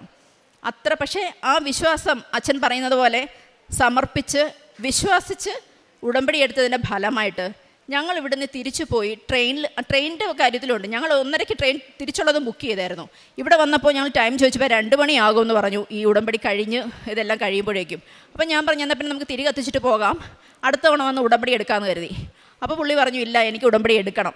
ശരി, അപ്പം അത്ര സീരിയസ് ആയിട്ടുള്ള മാറ്റർ അല്ലേ, അദ്ദേഹത്തിൻ്റെ ഇഷ്ടത്തിന് വിട്ടുകൊടുത്തു. അപ്പോൾ ഞങ്ങൾ പറഞ്ഞു തിരിച്ചു പോക്കൊക്കെ മാതാവ് ഒരുക്കിക്കോളും. അപ്പം ഞാൻ എവിടെ പോയാലും ഞാൻ പ്രാർത്ഥിക്കും, മാതാവേ ഇവിടെ അല്ല എവിടെ പോയാലും, എൻ്റെ മോൻ പോയാലും, മാതാവേ നീ കൂടെ വന്ന് കൊണ്ടുപോയി കാര്യങ്ങളൊക്കെ ഭംഗിയായി നടത്തി നീ തന്നെ സുരക്ഷിതമായി തിരിച്ച് ഞങ്ങളുടെ ഭവനത്തിലെത്തിക്കണമെന്ന് പറഞ്ഞ് പ്രാർത്ഥിച്ചിറങ്ങുന്നത്. ഇവിടെ വന്നു. ഈ ഉടമ്പടി ക്ലാസ്സിനിടയ്ക്ക് തന്നെ 1:30 ടിക്കറ്റ് ക്യാൻസൽ ചെയ്തു. ടിക്കറ്റ് ബുക്ക് ചെയ്തിരുന്നു വൈകിട്ടത്തേക്ക് പോകാനുള്ളത്, ഞാനത് അറിഞ്ഞില്ല. ഉടമ്പടി എല്ലാം കഴിഞ്ഞ് പറഞ്ഞു 6:30 ട്രെയിൻ ടിക്കറ്റ് കിട്ടിയിട്ടുണ്ടെന്ന് പറഞ്ഞു. എന്നാൽ അതേ ട്രെയിനിലുള്ള ടിക്കറ്റ് ഞങ്ങൾ അന്ന് റിട്ടേൺ ബുക്ക് ചെയ്തപ്പോൾ സീറ്റ് ഉണ്ടായിരുന്നില്ല, അതുകൊണ്ടാണ് 1:30 ബുക്ക് ചെയ്തത്. അങ്ങനെ ട്രെയിനിൽ കയറി ആലപ്പുഴ സ്റ്റേഷനിൽ നിന്ന് ഞങ്ങൾ ട്രെയിൻ കയറിയപ്പോൾ ഞങ്ങൾ ഏത് ട്രെയിനിനാണോ വന്നത് അതേ ട്രെയിൻ തന്നെയായിരുന്നു തിരിച്ചും കിട്ടിയത് ഞങ്ങൾക്ക്. അതിന് മുമ്പ് തിരിച്ച് ബുക്ക് ചെയ്യുമ്പോൾ കിട്ടിയില്ല ആ സീറ്റ്. അങ്ങനെ ഞങ്ങളെ മാതാവ് കൊണ്ടുപോയി തന്നെ ഉറച്ചു വിശ്വസിക്കുന്നു. ഞാൻ എൻ്റെ പ്രാർത്ഥന മാതാവ് കേട്ടു എന്നുള്ളത്. അങ്ങനെ ആ ട്രെയിനിൽ കയറിയ സമയത്താണ് ഹസ്ബൻഡിന് ഈ കേസിനെ പറ്റിയുള്ള ഡീറ്റെയിൽസ് എടുക്കാനായിട്ട് ഒരാളെ ഏൽപ്പിച്ചിരുന്നു. അദ്ദേഹം വിളിക്കുകയും ഈ കേസ് പണ്ടേ കഴിഞ്ഞതാണ്, അതിനെപ്പറ്റി ടെൻഷൻ ആവണ്ടെന്ന് പറഞ്ഞു. അങ്ങനെ ഞങ്ങൾ പോയി. പക്ഷേ ട്രെയിനിൽ കയറിയതുകൊണ്ട് തന്നെ, അല്ലെങ്കിൽ അപ്പം തന്നെ എനിക്കത് സാക്ഷ്യം പറയണമെന്നുണ്ടായിരുന്നു. കാരണം ഉടനടി പരിഹാരം അച്ഛൻ പറഞ്ഞ ആ ഒരു വാക്ക് ഞാൻ ആദ്യം ഉടമ്പടി എടുത്ത ഞാനാണെങ്കിലും അത് എന്നെക്കാളും ഇപ്പോൾ വിശ്വാസവും പ്രാവർത്തികമാക്കുന്നതും എൻ്റെ ഹസ്ബൻഡാണ്.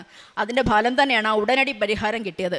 അപ്പോൾ ഞങ്ങൾ എന്നിട്ട് പിറ്റേന്ന് ഓഫീസിൽ പോയിട്ട് എന്നെ വിളിച്ച് പറയുകയാണ്, എടി ഇനി ഈ കേസിനെ പറ്റി ഡീറ്റെയിൽസ് അറിഞ്ഞു, ഇതിനി വിളിക്കില്ല എന്ന്.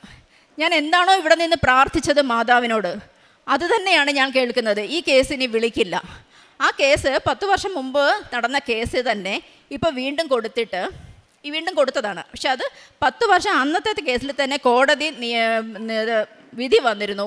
ഈ കേസിൽ ഇനി ഒരു നിയമ നടപടിയും പാടില്ല എന്നുള്ള വിധി ഓൾറെഡി ഉള്ള കേസായിരുന്നു. ഒരു വൈരാഗ്യത്തിൻ്റെ പേരിലായിരിക്കും, എന്താണെന്നത് ഇപ്പോഴും അറിയില്ല. കാരണം ആ ക്ലയൻറ്റുമായിട്ട് ഇപ്പോൾ ഒരു കോൺടാക്റ്റ് ഇല്ലാത്തതുകൊണ്ട് അതിൻ്റെ ഡീറ്റെയിൽസ് എടുക്കാൻ പറ്റിയിട്ടില്ല ഇതുവരെ. പക്ഷേ എന്തായാലും ആ കേസ് ക്ലോസ് ആയിട്ടില്ല. അതാവുമ്പോൾ ഹസ്ബൻഡ് സാക്ഷ്യം പറയും. ഈ ഒരു വിഷയം ഞാൻ മാതാവിന് പ്രാർത്ഥിച്ച പോലെ എന്നെയും കുടുംബത്തെയും മാതാവിൻ്റെ വിശ്വാസത്തിലേക്ക് വരാനായിട്ട് മാതാവും തിരുക്കുമാരനും വെട്ടിയ അല്ലെങ്കിൽ ഒരു തെളിച്ച വഴി മാത്രമാണെന്ന് ഞാൻ ഉറച്ച് വിശ്വസിക്കുന്നു. എൻ്റെ ഹസ്ബൻഡ് ഇപ്പോൾ പത്രം കൊടുക്കും, വെറുതെ കൊടുക്കുകയല്ല, ആളുകളോട് നിന്ന് സംസാരിച്ച് വെയിൽ കൊണ്ട് കാറെടുക്കത്തില്ല, സ്കൂട്ടർ എടുത്ത് പോവും. വെയിൽ കൊണ്ട് വിയർത്ത് ഓരോരുത്തരും പറഞ്ഞ് മനസ്സിലാക്കി കൊടുക്കും. ഞങ്ങൾ അങ്ങനെ കൊടുക്കാറുള്ളൂ. ഇപ്പോൾ ഏകദേശം എല്ലാവർക്കും കൃപാസനം പത്രം ഉണ്ട്, അറിയാം. അപ്പം വെറുതെ കളയാൻ ഞങ്ങൾ തരില്ല എന്ന് പറയും. വായിക്കാനും സൂക്ഷിച്ചു വെക്കാനും ആണെങ്കിൽ നിങ്ങൾ വായിക്കുക. വായിച്ചിട്ട് വിശ്വാസമുണ്ട്. നമുക്കെല്ലാവർക്കും പ്രശ്നങ്ങളുണ്ട്. അപ്പോൾ അങ്ങനെ എന്തെങ്കിലും പ്രശ്നം നമ്മളെ കൊണ്ട് തീർത്താൽ തീരത്തില്ല എന്നുള്ള അനുഭവങ്ങളോ അല്ലെങ്കിൽ ഉണ്ടെങ്കിൽ അതിൽ നിങ്ങൾക്ക് ഉടമ്പടി എടുക്കുകയോ അത് നിങ്ങൾ സാക്ഷ്യം കേട്ട് നിങ്ങൾക്ക് തീരുമാനിക്കാം. വചനങ്ങൾ കേൾക്കുക, അച്ഛൻ്റെ ടോക്ക് കേൾക്കണം എന്നൊക്കെ ഞങ്ങൾ പറഞ്ഞാണ് ഇത് കൊടുക്കുന്നത്. അങ്ങനെ കാരുണ്യപ്രവർത്തനം ചെയ്യുന്നത് ഞങ്ങൾ കൂടുതലായിട്ട് ഫുഡ് കൊടുക്കാറാണുള്ളത്. ഞങ്ങൾ ആഴ്ചയിലും 2 ആഴ്ച കൂടുമ്പോഴൊക്കെ വീട്ടിൽ തന്നെ ഫുഡ് ഉണ്ടാക്കി ബോധികയായിട്ട് 6, 7, 10 ഫുഡ് ഞങ്ങൾ വഴി വരുന്നത് രാത്രിയിലാണ്. ഞാൻ എപ്പോഴും ഞങ്ങൾ 10 മണിയാകുമ്പോഴാണ് മിക്കവാറും പോകാറുള്ളത്. കാരണം ആ സമയത്താകുമ്പം ശരിക്കും ഭക്ഷണം കിട്ടാത്തവരെ കിട്ടും. അല്ലാത്തപ്പോൾ അവിടേക്ക് ഇഷ്ടം പോലെ ഭക്ഷണം കൊടുക്കുന്നവരൊക്കെ ഉണ്ടല്ലോ ഇപ്പോൾ എല്ലായിടും. അപ്പോൾ അങ്ങനെ ഒരുപാട് പേർക്ക് കൊടുക്കും. വസ്ത്രം വാങ്ങിക്കാനായിട്ട് ഭക്ഷണം കൊടുക്കും. പിന്നെ ഞങ്ങൾ പറഞ്ഞിട്ട് ഉടമ്പടി എടുക്കാൻ ഒരുപാട് പേര് വന്നു. ഉടമ്പടി എടുക്കാനായിട്ട് പൈസ ഇല്ലാത്തവർക്ക് അങ്ങനെ കൊടുത്തു. ഇനിയും വരാനുള്ളവരുണ്ട്, ഉടമ്പടി എടുക്കാൻ വരുന്നവരുണ്ട്. ഇപ്പോൾ ടോക്ക് കേൾക്കും, പ്രെയർ ചെയ്യുന്നവരൊക്കെ ഉണ്ട്. അങ്ങനെയാണ് കാരുണ്യപ്രവൃത്തിയിൽ പോകുന്നത്. പ്രേക്ഷിത പ്രവർത്തനമായിട്ട് ഈ പത്രം കൊടുക്കും. പിന്നെ സാക്ഷ്യങ്ങളും അച്ഛൻ്റെ ടോക്ക്, നമ്മുടെ പ്രെയർ, ഡെയിലി ബ്രെഡ് ഞങ്ങൾ എന്നും കൂടും, മറക്കത്തില്ല, മുടക്കത്തുമില്ല. അത് ഞങ്ങൾ വാട്സപ്പിലെ സ്റ്റാറ്റസിൽ ഞാൻ ഷെയർ ചെയ്യാറുണ്ട്. പിന്നെ ഏതൊരാളെ കണ്ടാലും കൃപാസനം മക്കളെ പോലെ ഞാനും അമ്മ മാതാവിനെയും തിരുക്കുമാരനെയും കുറിച്ച് വാദോരാതെ സംസാരിക്കും. അവർ കേൾക്കുമോ സ്വീകരിക്കുമോ ഒന്നും ഞാൻ നോക്കില്ല. അവരെ പറഞ്ഞ് മനസ്സിലാക്കാൻ ഒരുപാട് ഞങ്ങൾ ശ്രമിക്കും. പറഞ്ഞ് മനസ്സിലാക്കി കൊടുക്കും. മനസ്സിലാവുന്നിടം ഞങ്ങൾ പറഞ്ഞും കൊടുക്കും. മനസ്സിലാകാത്തവരുണ്ട്, പിന്നെ പേടിയുള്ളവരുണ്ട്. ഹിന്ദുസായിട്ടുള്ളവരെ വിശ്വസിപ്പിക്കാൻ ഭയങ്കര പ്രയാസമാണ്. പക്ഷേ അവരെ ഞാനിപ്പോൾ ഞാൻ എന്താണെന്ന് വെച്ചാൽ ഞാനത് പറയുമ്പോൾ ഞാനിപ്പോൾ പൊട്ട് തൊടാറില്ല. ഇവിടുത്തെ വിശുദ്ധ തൈലമാണ് എൻ്റെ പൊട്ട്. ഞാൻ കുരിശ് വരച്ചിറങ്ങാറേ ഉള്ളൂ. പൊട്ട് ഞാൻ തൊടാറില്ല. ഇപ്പോൾ എൻ്റെ അലമാരയിൽ പൊട്ടൊക്കെ അങ്ങനെ ഇരിക്കുകയാണ്. അപ്പോൾ അതുകൊണ്ട് തന്നെ ഞാൻ ഹിന്ദു ആണെന്ന് പറഞ്ഞാലേ പെട്ടെന്ന് അവർക്ക് അറിയുള്ളൂ. അപ്പോൾ ഞാൻ പറയാം, നിങ്ങൾ പേടിക്കണ്ട, കളയരുത്. അഥവാ ഇനി വേണ്ടാന്ന് തോന്നുകയാണെങ്കിൽ ഒരു ഗ്രോട്ടോയിൽ കൊണ്ടുവയ്ക്കണം, വഴിയിൽ കളയരുതെന്ന് പറയും. ഗ്രോട്ടോ എന്താണെന്ന് പോലും അറിയാത്തവരുണ്ട്, അവരെയൊക്കെ പറഞ്ഞ് മനസ്സിലാക്കും. അങ്ങനെ പത്ര വിതരണം ഇത് ചെയ്യും. സ്റ്റാറ്റസ് സാക്ഷ്യങ്ങളൊക്കെ പിന്നെ വാട്സപ്പിലിടും. അതൊക്കെയാണ് പ്രേക്ഷിത പ്രവർത്തനം. പിന്നെ ഉള്ളത് ജപമാല. കൊന്ത ചൊല്ലാൻ അറിയാത്ത ഞാൻ കൊന്ത ചൊല്ലാൻ പഠിച്ചു. കരുണക്കൊന്ത ചൊല്ലുമായിരുന്നു. പിന്നെ അഖണ്ഡ ജപമാല ചൊല്ലി, ബൈബിള് വായിക്കും. പിന്നെ എന്നും ഗുഡ് മോർണിംഗും. എൻ്റെ ഫ്രണ്ട്സിനൊക്കെ ഞാൻ ഗുഡ് മോർണിംഗ് ഇടുന്നത് ഫേസ്ബുക്കിലെ മിശിഹായുടെ സുഹൃത്ത് എന്ന് പറഞ്ഞിട്ടൊരു ഇതുണ്ട്. അതിനകത്തെ ആ ഫേസ്ബുക്ക് പേജിലെ വചനം പ്രഭാത പ്രാർത്ഥന എന്ന് പറഞ്ഞിട്ടുണ്ട്. അതാണ്, ആ വചനങ്ങളാണ് ഞാൻ ഗുഡ് മോർണിംഗ് ഇടുന്നതും സ്റ്റാറ്റസ് എന്നും ഇടും. അപ്പോൾ എന്നോട് പല ഫ്രണ്ട്സും ചോദിക്കും ജീസസിനെയാണോ വിശ്വാസം. അപ്പോൾ അവരോടും എനിക്കത് പറയാനുള്ളൊരു അവസരം കിട്ടുകയാണ്. അത് ഞാൻ അവർക്ക് പറഞ്ഞു കൊടുക്കും. ഞാൻ മോൻ്റെ ഫ്രണ്ട്സായിട്ടുള്ള കുട്ടികൾക്കും അവരുടെ അമ്മമാരും മുസ്ലിംസും ഒക്കെ ഉണ്ട്. അപ്പോൾ അവരോട് പറയും ഞാൻ, ഇവിടെ ജാതി മത ഭേദമന്യേ എല്ലാവരും വരുന്നുണ്ട്, തീർച്ചയായിട്ടും വിശ്വസിക്കണം. ഞങ്ങളുടെ അനുഭവങ്ങൾ ഇപ്പം നമുക്ക് ഈ അനുഭവം ഉണ്ടായതുകൊണ്ട് ഞങ്ങളുടെ അനുഭവം ഞാൻ അതും മാതാവിനോട് പറഞ്ഞു. മാതാവേ, ഞങ്ങൾക്ക് സ്വന്തം അനുഭവം പറഞ്ഞ് ഒരാളോട് മാതാവിനെക്കുറിച്ച് പറയുമ്പോൾ നമുക്ക് ഒരു ധൈര്യമുണ്ട്, കോൺഫിഡൻസ് ഉണ്ട്. അപ്പോൾ അതമ്മ എനിക്ക് തരണം എന്ന് തന്നെയാണ് പറഞ്ഞിരിക്കുന്നത്. പിന്നെ ഞങ്ങളിപ്പോൾ പ്രാർത്ഥിക്കുന്നത് അച്ഛൻ പറഞ്ഞതുപോലെ അമ്മയുടെ പ്രത്യക്ഷീകരണത്തിൻ്റെ സാക്ഷികളാക്കി, സ്ഥിരം സാക്ഷികളാക്കി ഉയർത്തണമേ എന്നാണ് മാത്രമേ ഞങ്ങൾ പറയാറുള്ളൂ. പ്രത്യേകിച്ച് ഞാനിപ്പോൾ എൻ്റെ പ്രത്യക്ഷ പ്രാർത്ഥന മറ്റൊന്നിനെക്കുറിച്ചും ആവശ്യപ്പെടാറില്ല. ഈ ഒരൊറ്റ പ്രാർത്ഥന ഞാൻ പറയാറുള്ളൂ. പിന്നെ ഞങ്ങൾ 2 പേരും, മോനും താമസിയാതെ അവൻ പറഞ്ഞിട്ടുണ്ട്, അമ്മ മാതാവ് എന്നെ വിളിക്കുന്ന ദിവസം ഞാനും വന്ന് ഉടമ്പടി എടുക്കും. കാരണം അവൻ എത്തിസ്റ്റാണെന്ന് പറഞ്ഞ് അടയ്ക്കുക, ആ ഒരു പ്രായമാണ്, LLB ഫൈനൽ ഇയർ ആണിപ്പോൾ. അപ്പോൾ അവന് ഒരു കൊന്ത കൊടുക്കണമെന്നുണ്ടായിരുന്നു എനിക്ക്, പക്ഷെ അവനത് വാങ്ങിക്കില്ല. ഞാൻ അത് മാതാവിനോട് പറഞ്ഞു, മാതാവേ, ബൈക്കിൽ പോകുന്നതാണ് അവൻ, എനിക്ക് അമ്മയുടെ സംരക്ഷണം അവന് വേണം, അത് ഉറപ്പാക്കണമെങ്കിൽ അവൻ്റെ കയ്യിൽ ഒരു കൊന്ത അമ്മ എത്തിക്കണമെന്ന് പറഞ്ഞു. ഒരു ദിവസം അവൻ വന്നിട്ട് പറഞ്ഞു, അമ്മ എനിക്ക് എൻ്റെ ഒരു ഫ്രണ്ട് ഒരു കൊന്ത തന്നു എന്ന് പറഞ്ഞ് എന്നെ കാണിച്ചു. എനിക്ക് ആ ഫ്രണ്ടിനോട് ഞാൻ മാതാവിന് സമർപ്പിച്ച ആ ഫ്രണ്ടിനെയും പ്രാർത്ഥിച്ചു. എനിക്ക് വളരെ സന്തോഷം തോന്നി. നല്ല ഫ്രണ്ട്സാണ് അവനുള്ള എല്ലാം. ഈ കുട്ടിയെ നല്ല ഫ്രണ്ട്സായിട്ട് തന്നെ എനിക്ക് കിട്ടി, അവന് നല്ലൊരു ഫ്രണ്ടായിട്ട്. അപ്പോൾ എവിടെ പോയാലും അവനൊരു 3-4 ബാഗുണ്ട്. അപ്പോൾ എവിടെ ജിമ്മിൽ പോകാൻ, വെളിയിൽ പോകാനായിട്ട്, കോളേജിൽ പോകാനായിട്ട്, എവിടെ പോയാലും ഈ കൊന്ത എടുത്ത് ആ ബാഗിൽ, അവൻ ഏത് ബാഗാണ് എടുക്കുന്നത് അതിലിട്ടുകൊണ്ടേ അവൻ പോകാറുള്ളൂ. പിന്നെ അവൻ എക്സാമിന് പോകുമ്പോഴും ഞാൻ ഹാൾ ടിക്കറ്റ് എടുത്തോ പേന എടുത്തോ ഒന്നും ഞാൻ ചോദിക്കാറില്ല, കൊന്ത എടുത്തോടാന്ന് മാത്രം ചോദിക്കും. അഥവാ അവൻ ആ ധൃതിയിലാണെങ്കിൽ അമ്മ ആ ബാഗിൽ എൻ്റെ കൊന്ത കിടക്കാതെ എൻ്റെ ഈ ബാഗിലേക്ക് ഇട്ടേക്കെന്ന് അവൻ അതിനിടയ്ക്ക് പറയും, അത് ഇട്ട് കൊടുക്കും. അങ്ങനെ അവനും മാതാവിലുള്ള വിശ്വാസമാണ്, അവന് പ്രസൻസ് കിട്ടിയിട്ടുണ്ട്. അപ്പോൾ അവനത് ആദ്യം ഒരു പേടി തോന്നി. അപ്പോൾ എന്നോട് പറഞ്ഞു, അമ്മ എന്ന് ഉടമ്പടി എടുക്കാൻ നോക്കുന്നു അന്ന് എനിക്ക് എൻ്റെ സൈഡിൽ ഇങ്ങനെ മാതാവ് നോക്കി നിൽക്കുന്ന പോലെ തോന്നും, എനിക്ക് പേടിയാണെന്ന്. അപ്പോൾ ഞാൻ ഓർത്ത് ആദ്യം അവൻ തള്ളുന്നതാണെന്ന് വിചാരിച്ചത്. പക്ഷെ ഞാൻ നോക്കുമ്പോൾ ഗൂസ് ബംസൊക്കെ വന്ന് അവനിങ്ങനെ ഭയങ്കര ഐസായിട്ട് തണുത്തുറഞ്ഞ് നിൽക്കുകയാണ്. അപ്പോൾ എനിങ്ങനെ കെട്ടിപ്പിടിച്ചു പേടിച്ചിട്ട്. അപ്പം ഞാൻ പറഞ്ഞു, മോനെ നീ പേടിക്കണ്ട, മാതാവിൻ്റെ അനുഗ്രഹം നിനക്കുണ്ട്. കാരണം ഉടമ്പടി എടുക്കുന്ന ഏതൊരാളും ആഗ്രഹിക്കുന്ന ഒരു കാര്യമാണ് അമ്മ മാതാവിനെ കാണുക എന്നുള്ളത്. അപ്പോൾ നിനക്കതിൻ്റെ ഒരു ബ്ലെസ്സിങ്സ് ഉണ്ട് അമ്മ മാതാവിൻ്റെ. അപ്പോൾ നീ അത് കീപ്പ് ചെയ്യണമെന്ന് പറഞ്ഞു. അപ്പോൾ അവൻ എത്തിസ്റ്റ് ആണെന്ന് പറഞ്ഞാലും എൻ്റെ വിശ്വാസം വന്നപ്പം അടുത്തുള്ള ഗ്രോട്ടോയിലൊക്കെ പോയി അവൻ പ്രാർത്ഥിക്കാറുണ്ട്, അതെന്നോട് പറയാറുണ്ട്. അവനും അടയാളങ്ങൾ ശ്രദ്ധിക്കാറുണ്ട്.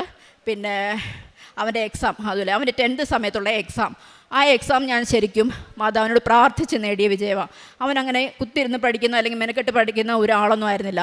ഞാൻ പറഞ്ഞു, അമ്മ മാതാവേ, അമ്മ തന്നെ അവൻ്റെ കൈ പിടിച്ച് പരീക്ഷ എഴുതിക്കണേ, അവന് നല്ലൊരു മാർക്ക്, അഡ്മിഷന് വേണ്ട നല്ലൊരു മാർക്ക് തരണേ എന്ന് പറഞ്ഞു. അതുപോലെ നല്ല മാർക്കോടെ പാസ്സായി. അത് കഴിഞ്ഞ് കൊറോണ വരികയായിരുന്നു. +1ഉം +2ഉം വീട്ടിലിരുന്നുള്ള പഠനമായിരുന്നു. അപ്പോഴും ഞാൻ പറഞ്ഞു, മാതാവേ, അവൻ്റെ കഴിവിൽ എനിക്ക് വിശ്വാസമില്ല, അമ്മയുടെ കൃപ, തിരുക്കുമാൻ അച്ഛൻ പറയുന്ന പോലെ തന്നെ not by merit but by grace, അതിൽ തന്നെയാണ് ഞാൻ അന്ന് വിശ്വസിച്ചിരിക്കുന്നത്. അത് അച്ഛൻ്റെ വായിലൂടെ കേട്ടപ്പോൾ എനിക്ക് ഒന്നുകൂടെ ഉറപ്പിച്ചു. എന്നെ ശരിയായ വഴിയിലൂടെ തന്നെ അമ്മ നയിച്ചു എന്നുള്ളത് എനിക്കൊരു ഉറപ്പ് വന്നു, മാതാവ് എൻ്റെ കൂടെ ഉണ്ടെന്ന്. അപ്പോൾ ആ +2ഉം +1ഉം അവൻ്റെ എക്സാം, അപ്പോഴും ഞാൻ പ്രാർത്ഥിച്ചു, അമ്മ മാതാവ് തന്നെ അവൻ്റെ കൈ പിടിച്ച് എക്സാം എഴുതണേന്ന്. അവനതും നല്ല മാർക്കോടെ പാസ്സായി. പിന്നെ LLB, ഹസ്ബൻഡ് അഡ്വക്കേറ്റ് ഉണ്ട്. അവൻ ആദ്യം പറഞ്ഞു ബാക്കി എൻട്രൻസ് ഒന്നും വേണ്ട, മെഡിക്കൽ എഞ്ചിനീയറിംഗ് ഒന്നും വേണ്ട എന്ന് പറഞ്ഞു. അപ്പോൾ ഞങ്ങൾ പറഞ്ഞു, വെറുതെ ഒരു ഡിഗ്രി എടുക്കണ്ട, LLB തന്നെ എടുക്കാൻ പറഞ്ഞു. പെട്ടെന്ന് തീരുമാനിച്ച് പെട്ടെന്നാണ് എൻ്റെ എൻട്രൻസ് എക്സാം പ്രിപ്പയർ ചെയ്തത്. അപ്പോഴും ഞാൻ മാതാവിനോട് ഇത് തന്നെ പ്രാർത്ഥിച്ചു. ഫസ്റ്റ് അറ്റംപ്റ്റിൽ തന്നെ മാതാവിൻ്റെ അവന് ഡൽഹി പോയി പഠിക്കണമെന്നാണ് ആദ്യം പറഞ്ഞത്. അപ്പം ഞാൻ പറഞ്ഞു, വേണ്ട, എല്ലാവരും ട്രിവാൻഡ്രത്തേക്ക് വരുമ്പോൾ ഇവിടുന്ന് വേറെ എങ്ങും പോകണ്ട. കാരണം അവൻ്റെ ഫുഡിന് തന്നെ ഒരു ചിട്ടയുണ്ട്, ഇന്നതൊന്നും കഴിക്കില്ല, ചിക്കൻ ഉണ്ടെങ്കിലേ കഴിക്കുള്ളൂ, അങ്ങനെ ഇങ്ങനെയൊക്കെ. അപ്പോൾ അതുകൊണ്ട് ഞാൻ മാതാവിനോട് പറഞ്ഞു, മാതാവേ, എനിക്ക് ഈ ട്രിവാൻഡ്രത്ത് തന്നെ അവന് അഡ്മിഷൻ കിട്ടണം LLB. മാതാവ് എനിക്ക് എൻ്റെ വീടിൻ്റെ മുറ്റത്താണ് എനിക്ക് അഡ്മിഷൻ കിട്ടിയത്, മാർ ഇവാനിയസ് കോളേജിൽ, മാർ ഗ്രിഗോറിയസ് ക്യാമ്പസിൽ, മാർ ഇവാനിയസ് ക്യാമ്പസിലാണ്, മാർ ഗ്രിഗോറിയസ് കോളേജിലാണ് അവൻ പഠിക്കുന്നത്. മാതാവ് എനിക്ക് എൻ്റെ മുറ്റത്ത് അവൻ അഡ്മിഷൻ തരുമെന്ന് ഞാൻ ഒരിക്കലും വിശ്വസിച്ചില്ല. അതിനും മാതാവിന് ഒരുപാട് നന്ദി പറയുന്നു. ഇപ്പോൾ ഞങ്ങൾ കുടുംബത്തോടെ ഉടമ്പടിയിലാണ്, മരണം വരെയും ഞങ്ങൾ ഉടമ്പടിയിലായിരിക്കും ഞങ്ങളുടെ ജീവിതം. അമ്മ മാതാവിൻ്റെയും തിരുക്കുമാൻ്റെയും അമ്മ മാതാവിനും തിരുക്കുമാരനെ പറ്റി ആരോടൊക്കെ പറയാമോ അത്രത്തോളം ഞങ്ങൾ പറയും. എൻ്റെ ബ്രദറും അതെ. പിന്നെ ഇതുവരെ ചെയ്തു തന്ന എല്ലാ സഹായങ്ങൾക്കും സംരക്ഷണങ്ങൾക്കും അനുഗ്രഹങ്ങൾക്കും അമ്മ മാതാവിനും തിരുക്കുമാരനും ഞങ്ങൾ ഒരുപാട്, എൻ്റെ കുടുംബത്തിൻ്റെ പേരിലും ഞങ്ങൾ ഒരുപാട് നന്ദി പറയുന്നു. ഞങ്ങളെന്നും നന്ദിയുള്ളവളായിരിക്കും. ഞാൻ പ്രത്യേകിച്ചും എൻ്റെ അമ്മ വീടാണ് കൃപാസനം. എനിക്ക് തോന്നുന്നു, ഞാൻ പറഞ്ഞിട്ടുണ്ട്, അതുപോലെ അച്ഛൻ ഡേറ്റ് എടുത്ത് പ്രാർത്ഥിക്കുന്ന കഥ പറഞ്ഞിട്ടുണ്ട്. അപ്പം ഞാൻ പറഞ്ഞു, മാതാവ് എനിക്ക് ഡേറ്റ് എടുത്തിട്ടൊന്നും ശരിയാവുന്നില്ല, എനിക്ക് അറിയില്ല, അതുകൊണ്ടായിരിക്കാം, എനിക്കൊരു ഡേറ്റ് പറഞ്ഞു തരണേന്ന് പറഞ്ഞു. അപ്പോഴാണ് ഈ അടുത്തിടയ്ക്ക് അച്ഛൻ ഗോൾഡൻ 7 പറ്റി ടോക്ക് ചെയ്തത്. ഞങ്ങളിപ്പോൾ ഒരു തീരുമാനം എടുത്തിട്ടുണ്ട്, ഞങ്ങളുടെ ജീവിതത്തിൽ എന്തൊരു പുതിയ സംഭവം ഉണ്ടെങ്കിലും അത് 7-ലായിരിക്കും തുടങ്ങുക എന്നുള്ളത്. അതുപോലെ ഞാൻ പറഞ്ഞു, എല്ലാ മാസവും 7-ാം തീയതി കഴിയുമെങ്കിൽ എന്തെങ്കിലും പ്രോഗ്രാം ഉണ്ടെങ്കിൽ നമുക്ക് മാറ്റിവെക്കാൻ പറ്റാത്തതാണെങ്കിൽ നമുക്ക് 7-ാം തീയതി ഇവിടെ വന്ന് എന്നെ ഇവിടെ കൊണ്ടുവരണം, എനിക്ക് എൻ്റെ അമ്മ വീട്ടിൽ കൊണ്ടുവരണം എന്ന് എൻ്റെ ഹസ്ബൻഡിനോട് പറഞ്ഞിരിക്കുകയാണ്. ഞാൻ അമ്മയും മാതാവിനും തിരുക്കുമാനും ഒരു പ്രാവശ്യം കൂടി നന്ദി പറയുന്നുകൊണ്ട് സാക്ഷി അവസാനിപ്പിക്കുന്നു.